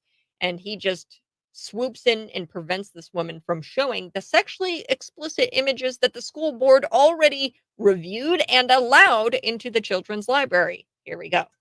Shameful, base, and degrading. All 7 members of the committee were also asked to look at this image. This was in the book, and they all unanimously said that this is, and along with that 15-page, okay, this is in children's libraries here in Hillsborough County, approved by that committee unanimously at Plant Heights in multiple schools. There's 10 images of that woman's naked breast in that book. Thank you. Thank you. Next speaker. Shameful. So prior to that, she had asked for 30 seconds to be added to her time, so that way the kids could be told to leave. But they refused her the extra 30 seconds to give the kids time to leave. Look, this is not the first time we've seen a parent share sexually explicit material made available to school children. I was at the Bloomington Public Library meeting where there were parents who were sharing the sexually explicit books with the board members. These board members and decision makers thought it would be okay to promote these books as enjoy a graphic novel in the kids section of the library at eye level for children. Sadly, this is the first time that I've seen a parent that has been prevented from doing so, where a cop actually stops her from sending a message that it's not appropriate for children in the school to be subject to this kind of material. If it's uncomfortable for adults, why would you allow it, right? So if that's the reasoning why the cop came up and, I mean, shut her down and pretty much closed up the book and said, "You can't show that on camera. You can't show that on camera." If it's not appropriate for these adults who approved it, then how in the world, in what world is it appropriate for the children in the school to be exposed to these kinds of messages? It's not. The woman's complaint was less about the glorified porn in the school libraries, but it was much more about the panel of 7 adults who reviewed this book of the erections, the breast sucking, so much more. And they decided that it was educational and that the kids could see that and should see that because they allowed it into the children's library. It's a children's school library. And whew, I mean, what's the difference between that and a Hustler magazine? Really? I mean, really? There is no difference. I don't know. I mean, maybe the school should start stacking nudie mags in the libraries. You know, it's 2023 and the progressives are more interested in sexualizing children as opposed to making sure that they're proficient in reading and math. I've told you the scores. 15% of District 87 students can read at grade level, 30% at Unit 5 schools. And I mean, these kids are going through, this is terrible. We didn't get the answer of why they reviewed this and then allowed it anyway and approved it into the children's library from the 7 adults. The woman ran out of time, and the board was more concerned that she broke the rules by bringing a visual aid. Okay, they were more concerned about how she broke the rules by bringing a visual aid to the school board meeting. I guess that's one of their rules. You can't bring visual aids to a school board meeting. And she ran out of time. They refused to answer her question. Hey, why did you approve this? It went before an entire committee of people. You guys looked at it, and despite looking at it, you approved it and put it on the shelves for children to lay their eyes on. Do you want to shift gears? Let's talk about the 2 Las Vegas teens. An update on this story. They fatally ran over that cop in Las Vegas. They laughed with each other. They smiled. And they posted the video of them running over the retired police officer in Las Vegas onto social media, and it went viral. Well, they're laughing again, but this time it's in the court. They smiled and they flipped off the victim's family during the court hearing. Yes, earlier this week. So Jesus Isla, I don't know. Jesus is 18. Jazmar Keys, he's 16. These kids, they were in court And it was more than 2 months after they recorded themselves intentionally plowing into Andreas Probst.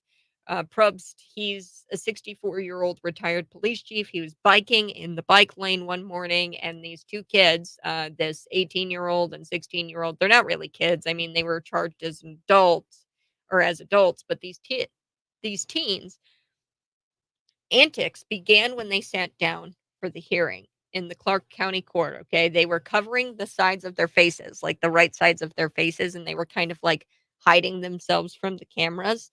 And they were like covering their mouths to suppress their laughter. That's what they were doing in court. And they were flipping off the wife of late Andreas Probst, who died, was plowed over intentionally by these children or by these teenagers. They're both minors when Probst was killed. They were both minors when he was killed, and they were charged with murder, and they're being tried as adults. Um, Now, the victim's family, they slammed the teens for their appalling actions in the court, and they said that they really had no remorse. Yeah. How can you sit there after taking a man's life and act like such an entitled little punk? This was just a game to them. And, this is incredible. The public defender, he also said he is concerned about finding uh, fair jurors in the case because he's worried about all the viral media attention. Um, because they're on video. The cameras were in the courtroom. They're on video laughing and flipping off the victims in court. And the public defender comes out and he goes, I'm worried because now we're not going to get fair jurors because of all of the viral media attention. And this just angered the widow of Andres Props, the retired police officer who was plowed down by these people intentionally, by these two teenagers. She goes, "It was your people who put it out on social media in the first place. It's your clients, Mr. Public Defender. They're the ones who put that out on social media. They put out on social media them intentionally running down this Las Vegas police chief." Now, the public defender, his name is David Westbrook, scumbag. He appeared to be laughing alongside the teens in the courtroom, too. I'm so sick of this. During his initial arrest on August 14th, this Jesus Elea, he's the oldest one, who plowed down the cop intentionally. He told the cops, quote, "I'm going to be released from jail in a month. You watch." And I don't doubt I don't doubt that he will be. These criminals are not deterred by our justice system. They're laughing at the DAs, and the DAs are allowing it. I mean, they're allowing crime to continue. I've got to take a quick break, but when we come back, I've got more. I've got more ahead. I want to run through Police State because I watched it last night, and in Springfield, I went to an AMC and I watched it. That's a movie by Dinesh D'Souza, Dan Bongino. Dan Bongino, he's our prime time, folks. He's at 11 o'clock here on Cities 92.9, and he gets it. He gets it. The Police State movie, there's just so much that came from that movie that I'm going to share with you. So spoiler, spoiler, spoiler. But we're going to discuss that next here on the other side. This is the Morning Buzz, Cities 92.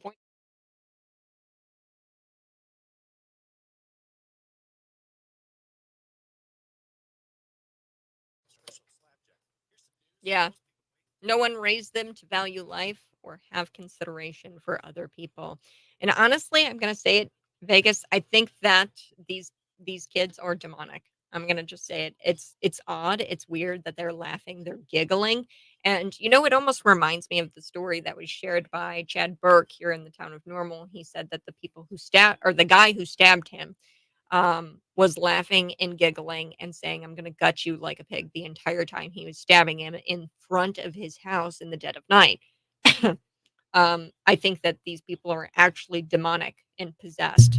So I'm going to take it even a step further. I don't even think that, I do think that nobody raised them to value life or or have consideration for other people. But I also think they're demonic. I think that they are actually possessed by the devil.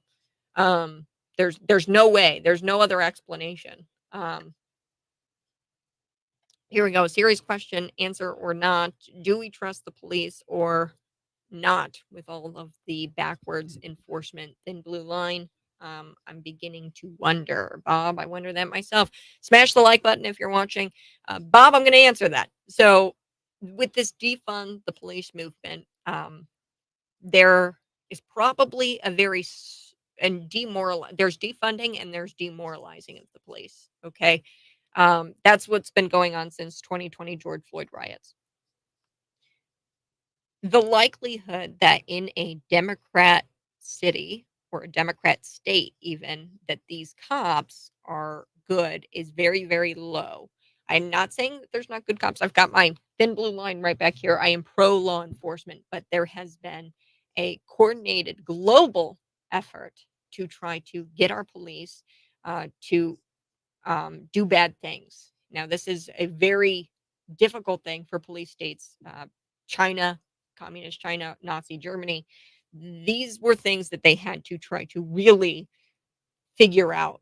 How do I get good people to do bad things? And it's all about vagueness. Okay. Bureaucracy. A lot of these cops, they're not told why they're doing something. They're told to do it, and they're not told why they're doing it. And there's this vagueness, there's this bureaucracy, and they're just following orders.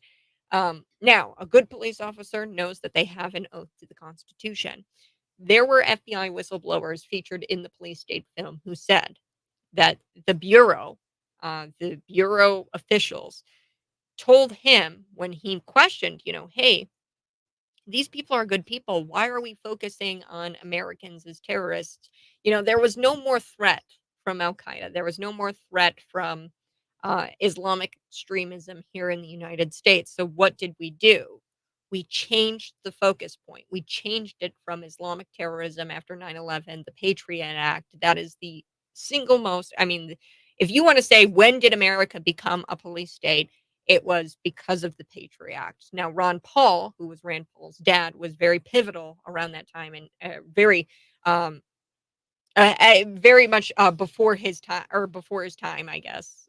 Ron Paul was, because he said that this is going to be a slippery slope and the Patriot Act is going to be used against innocent Americans.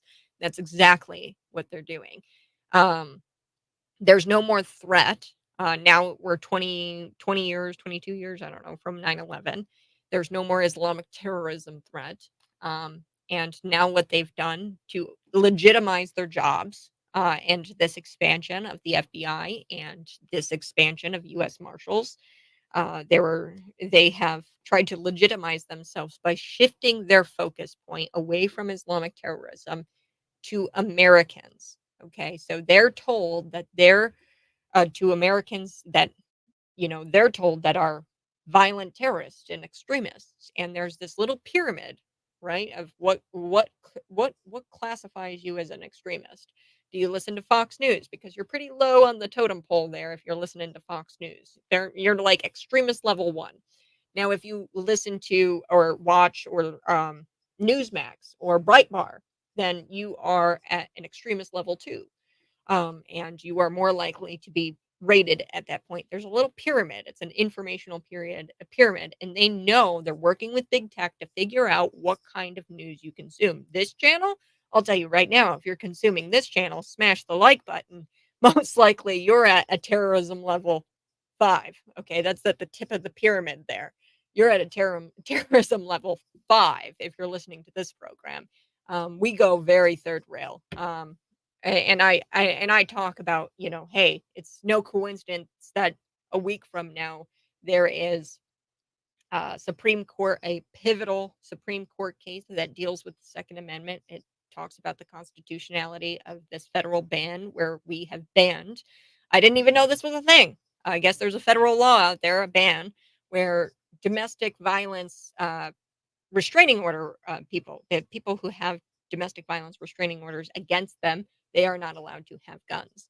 I didn't know that. That is very unconstitutional. I could lie and I could say that, I my brother hit me. I could lie to the cops and somehow, I could get a restraining order against. It's not too hard to get a restraining order. It depends on what state you are in. But if you get a restraining order against somebody, that somebody can no longer have guns. Okay, which is bizarro. But that court case is going to be talked about in just about a week, and I don't think it's a coincidence. And if you watch Police State, they talk about how the FBI gets you to commit crimes. They take the fringiest of people, and I encourage you to go look at what happened with Gretchen Whitmer. They encourage people to commit these crimes. The FBI agents go from investigating crimes to getting people to commit those crimes before they happen. They don't have the means, they don't have the money to commit these crimes or carry out these heinous crimes. The FBI says they'll provide that money, then they get them on a wire and get them to admit that they're going to commit these heinous crimes, and then they get arrested. So I'm going to be back talking a little bit about that.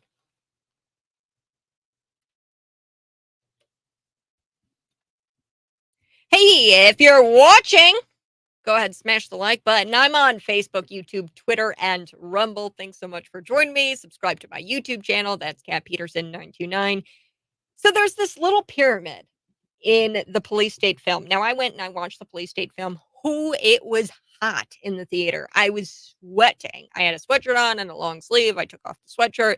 I was sweating and I was very uncomfortable. AMC probably jacked up the heat. I can't prove that, but I've never like physically sweat in a movie theater. They're typically very cold. So AMC, I'm pretty sure jacked up the heat, but it's fine. We all sat through the movie. Nobody left. And at the end of the movie, Police State, which was created by Dinesh D'Souza, Dan Bongino, who you can hear on Cities 92.9 at 11 o'clock today, they created this movie called Police State. And at the end of the film, the J6ers, the prisoners, the political prisoners, they're depicted as the political prisoners of J6.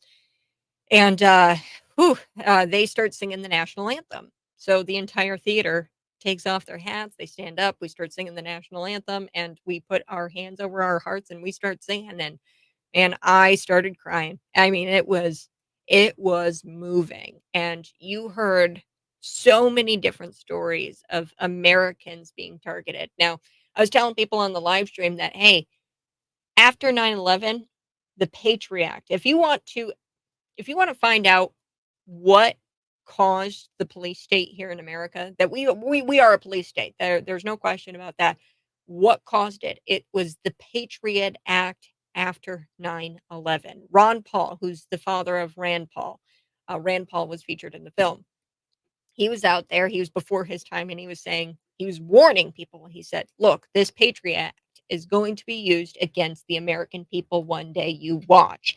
So now there's no more threat of Islamic terrorism. There's not a threat out there. What they've done is the FBI and these agencies, they have shifted their focus point on Americans, on everyday Americans, you and me, living our lives. Now, if you consume news at all, and I know you do because you're listening to the program, if you consume news at all, you are on a list. They are working with big tech to figure out if you are an extremist. Okay, so if you have a cell phone, and you don't even consume news, say you just kind of text back and forth, and you text, in a group chat to your church. Okay, they find out if you're Christian. They can find out if you're a conservative or if you have farm animals. These are things that they look for in extremists here in America. So there's a little pyramid, and the FBI has this in their grubby little hands. It's a pyramid, and at the bottom of the pyramid, there's the Christian Broadcasting Network. There's Fox News. There's the Republican Party. If you were a member of the Republican Party, that's all kind of very much extremist level 1. Now, extremist level 2, if you consume Breitbart, if you consume Post Millennial, if you consume shows like this, you're probably extremist level 5. But there's a pyramid, and I watched it and I thought to myself, I had a Washington Post reporter come all the way out here during the gubernatorial debates hosted at Illinois State University, and they were questioning me about my right-wing extremism. And Annie from the Washington Post, she asks me, it's one of the very first questions she asked, and I thought it was odd. I was like, why does she care so much about my news consumption and where I get my news? Why does she care so much? So I'm just telling you, folks, she asked me, she goes, "Are you a Breitbart person? Are you a Christian Broadcasting Network? Are you Fox News? Like, what kind of news do you consume?"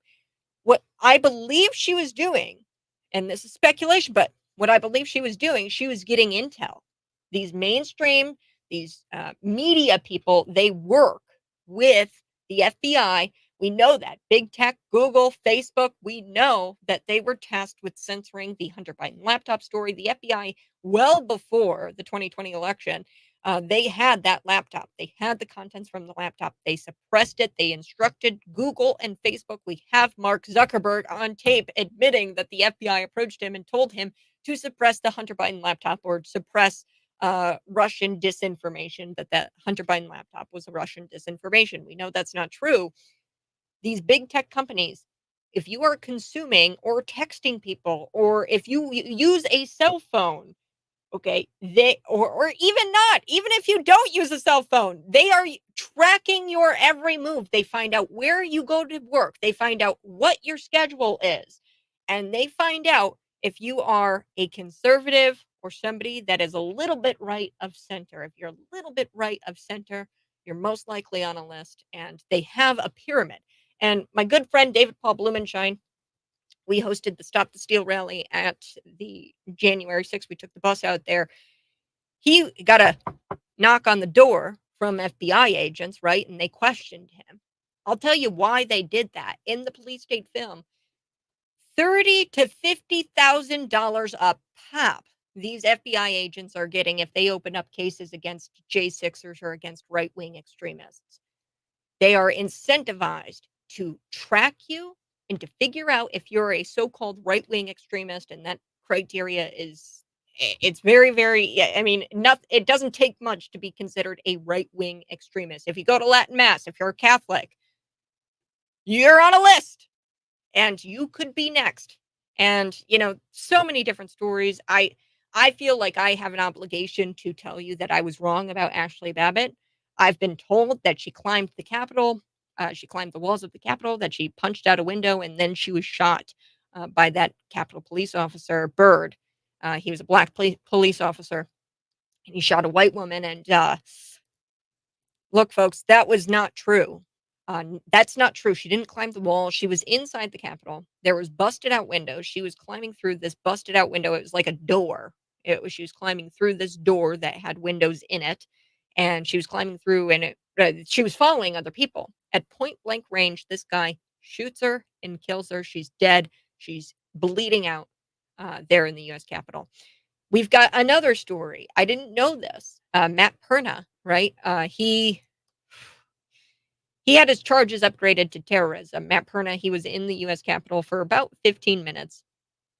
And he walked right out. He stayed within the velvet ropes. He pointed at things. He's on video. Capitol police officers ushering him in, pointing at things, giving a tour. Okay, so he's in there. They upgraded this guy's charges to terrorism charges. Okay, as soon as they upgrade those terrorism charges, he kills himself. He's worried that he's going to have to spend 20 years in prison. He winds up killing himself. The prosecutor later comes out and tells the family, yeah, if Matt would have just waited another month, those charges probably wouldn't have stuck. What? Why'd you charge him with terrorism if you knew those charges wouldn't have stuck? Why'd you do it? He's dead now. He's dead. And there's J6ers. They've been in prison. We have political prisoners. We've got Douglas Mackey sitting in a prison for 7 months because he shared out a meme that disparaged Hillary Clinton. It was a funny meme. It said, text the word Hillary and to this number, and then you cast your vote for Hillary Clinton. Only Hillary Clinton voters would be so stupid to fall for something like that. But he was charged with and convicted of election interference, and now he's sitting in a prison for 7 months. The police state is here. Real quick, GOP House Speaker, we got a new one. I don't know what to think of him yet. Now, I've heard some really cool stories, like how he prayed right before the vote, and I've heard that he's a really godly man, very conservative man. Now, I'm just going to pull out a couple of receipts on Mike Johnson here. Now, as soon as he was deemed the new U.S. House Speaker, he came out and he said that the first bill that he was going to bring to the House floor would be to support our dear friend Israel. That's what he said. Look, folks, You know me. I am a Christian Zionist. I believe Israel has the right to defend themselves. Uh, we should not be funding Israel. I'm going to say it. If Israel wanted to, they could turn Gaza into glass tomorrow. I don't believe the Israelis want to do that, and they've got a track record of brokering peace deals, land offers, and they've been a very peaceful people, not occupying, not oppressing people. They've actually given up their own land that was promised to them by God. God lays it out to what is promised, and there's Saudi Arabia, Iraq, those countries shouldn't even exist. That should all be Israel, but it was given up to the Arabs and to the Muslims in exchange for peace. Peace never came. Now Israel is just an itty bitty country with about 8 million people. And to the east of them, there's about 300 million Arabs and Muslims, most of whom want them dead. Okay, so, but if Israel could tomorrow, I think that they'd turn Gaza into glass.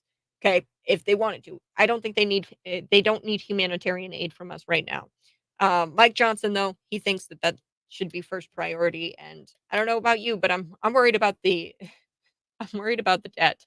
I'm worried about continuing to fund these countries for all of these conflicts around the world. Also, Mike Johnson on Twitter back in 2020, in May of 2020, he said George Floyd appears to have been the victim of murder.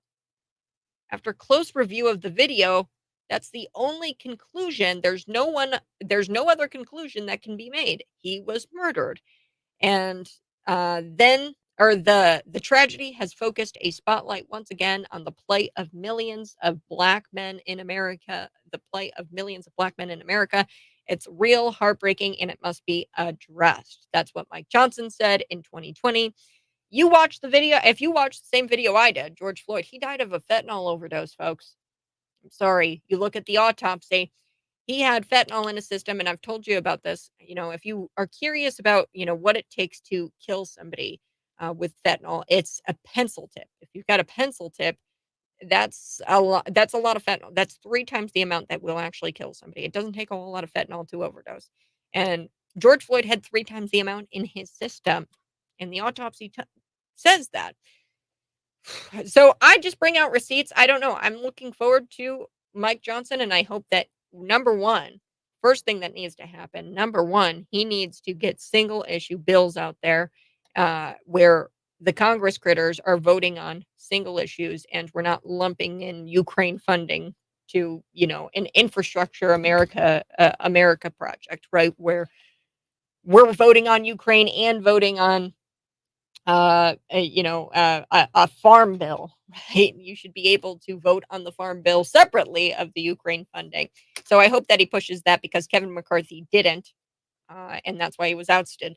So I'm going to be back on the other side. This is the Morning Buzz, Cities 92.9. I'll be back. I got a couple of housekeeping things next. You guys are going to want to stay tuned because you guys could win gift certificates. So stay tuned. That's next.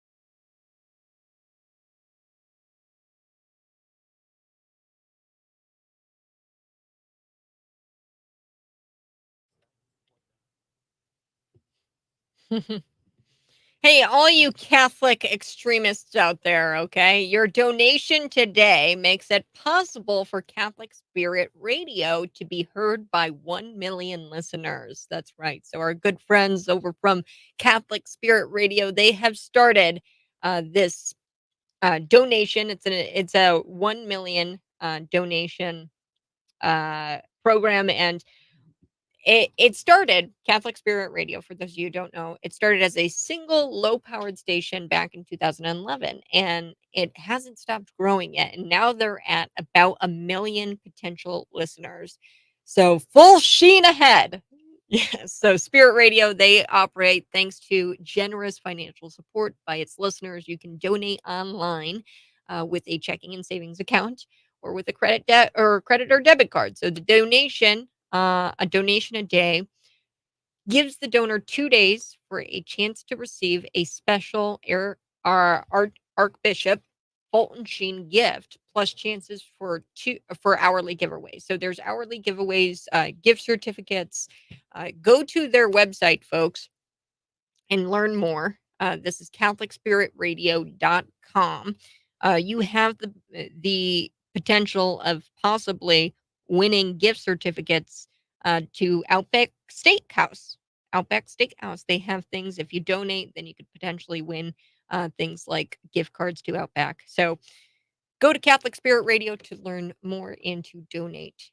They need your donations. Their fall appeal. That's what the donation initiative is called. It's called their fall appeal, and their goal is to raise $20,000. And they do great work. They are reaching 1 million potential listeners, and be a Catholic extremist, and why don't you donate? Just donate. Donate at CatholicSpiritRadio.com. Okay. Before we took the break, I was telling you guys a little bit about our new Speaker of the House. That's Mike Johnson. Now, Mike Johnson, he didn't have that great of a track record. I hope for the best. I'm optimistic.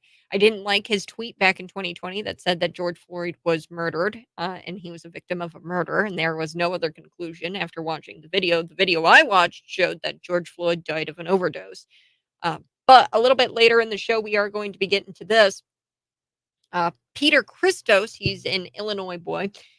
He was attacked in Skokie, Illinois, when he was escorting two Jewish people. It was a Jewish couple to safety after a pro-Israel. It was in a synagogue. It was stand in solidarity with Israel. It was at a synagogue, and there was a violent mob of Hamas sympathizers outside.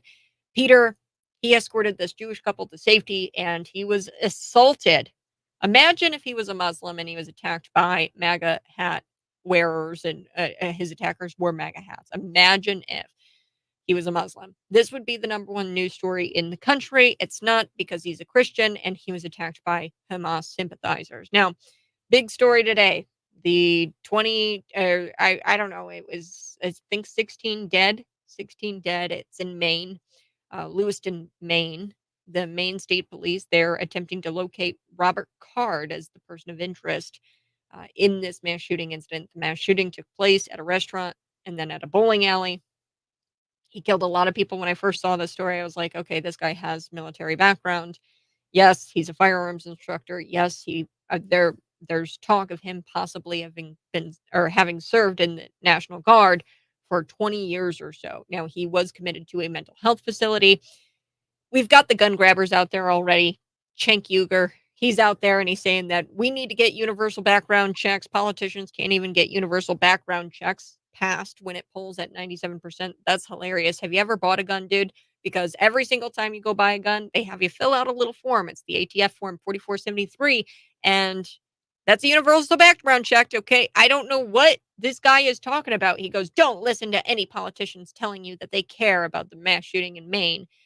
They never lift a finger to help. There's already universal background checks, folks. Now, the only way this loss of life could have been prevented was getting good people the right tools. A gun is a tool, and we need to get more good people. We need to get guns in good people's hands, and then the bad guys just wouldn't exist. Okay, if just half of the victims, the 22 victims that were there, had been packing heat, if just half of them were, The odds of him killing 3 to 4 people would have been 0. Statistically, it just wouldn't have happened. He wouldn't have been able to kill that many people in that amount of time. And I know this may not make sense to the lefties, but if everybody was issued a firearm at the age of 18 and given proper training in their senior year of high school, gun violence would dramatically decrease. And I also find it interesting. Uh, Notice these no, I mean, crazy shooters only shoot random people. Okay. And it's always with these so called assault weapons, an AR-15 of some kind. I just think the timing is odd here. Okay. It's interesting timing as the Supreme Court of the United States is about to hear Rahimi versus the United States. This is a case on the Second Amendment rights. It has a constitutional impact, and it's supposed to be heard in about a week. This is Rahimi versus the United States. He's challenging the constitutionality of this federal ban where possession of guns by individuals who are subject to domestic violence restraining orders. Notice it's not felons, it's not people who have been charged with anything, it's just people who have restraining orders against them. They're not allowed to carry, or allowed to have firearms. So the question comes to the court in the case of Zaki Rahimi. He's a Texas man, and he became subject to a restraining order back in 2019 when he had an argument with his girlfriend. And allegedly, he threw her to the ground and dragged her into the back of the car. A year later, the police found guns and ammunition in his house, and then they charged him with violating the federal ban that's out there that says that you can't have guns if you have a restraining order against you.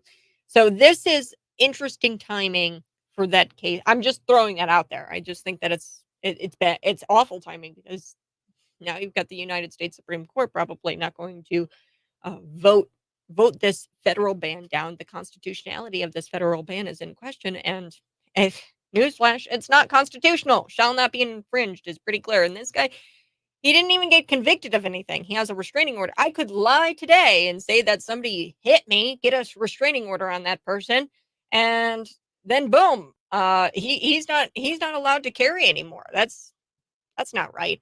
I'm back on the other side. This is the buzz.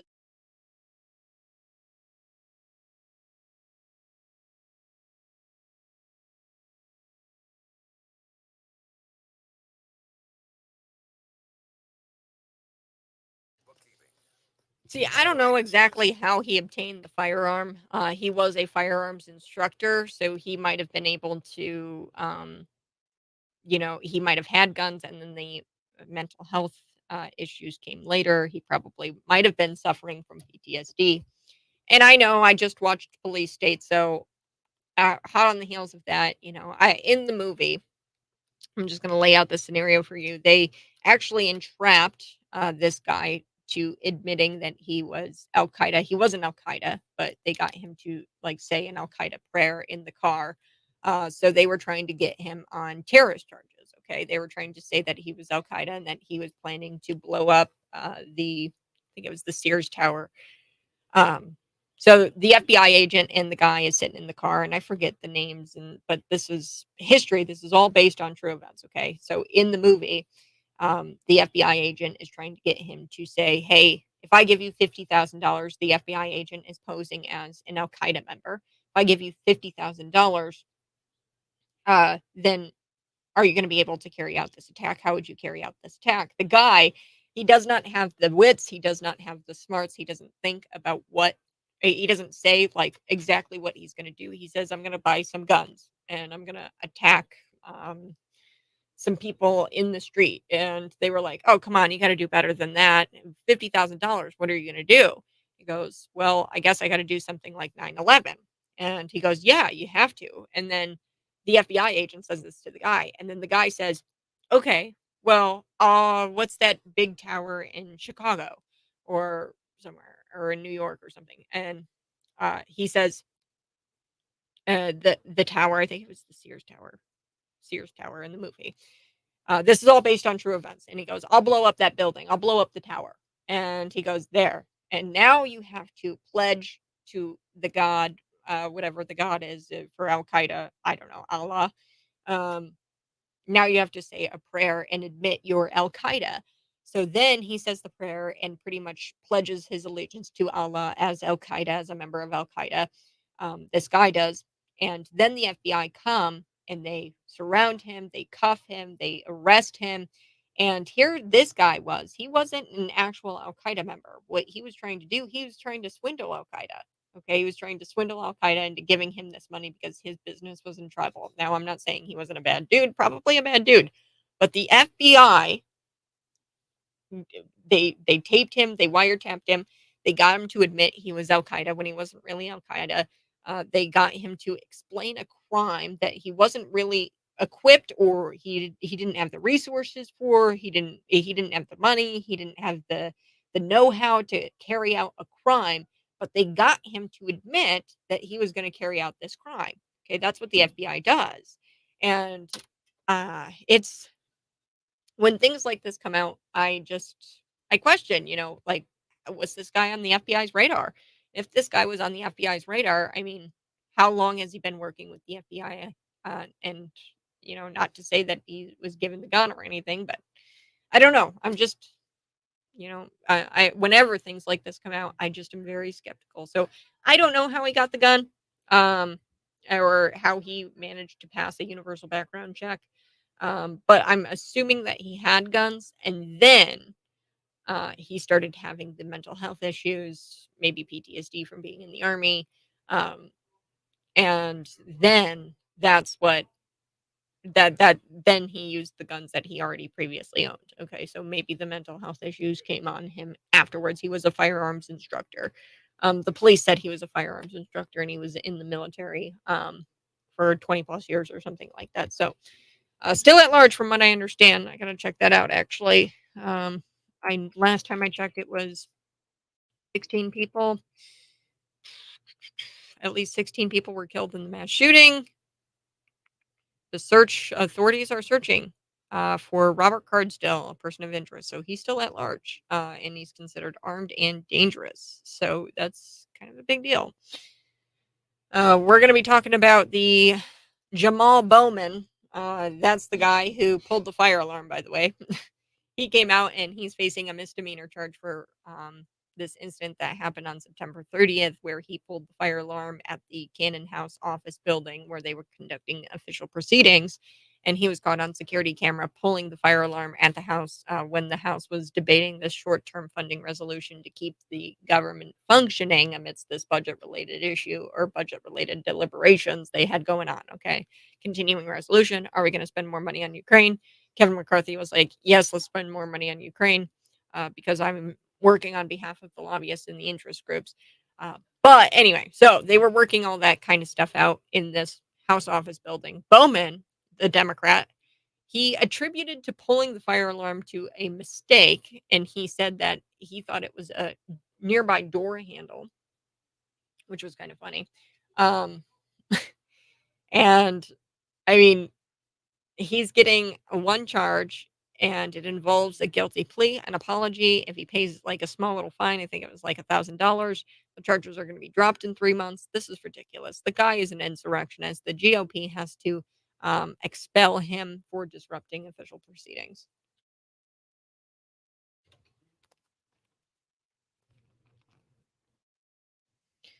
Woo! Hey, good morning. This is the Morning Buzz. Well, man, I didn't realize the show is ending. Yeah, I mean, this was a quick show this morning. I so do appreciate you guys tuning in. Real quick, Jamal Bowman, he is pleading guilty to a misdemeanor charge after pulling that fire alarm and causing disruption to official proceedings when the House was doing their deliberations on a short-term funding resolution to keep the House moving and to keep the functions of the government moving. He pulled that fire alarm. He's entered in a guilty plea for a misdemeanor.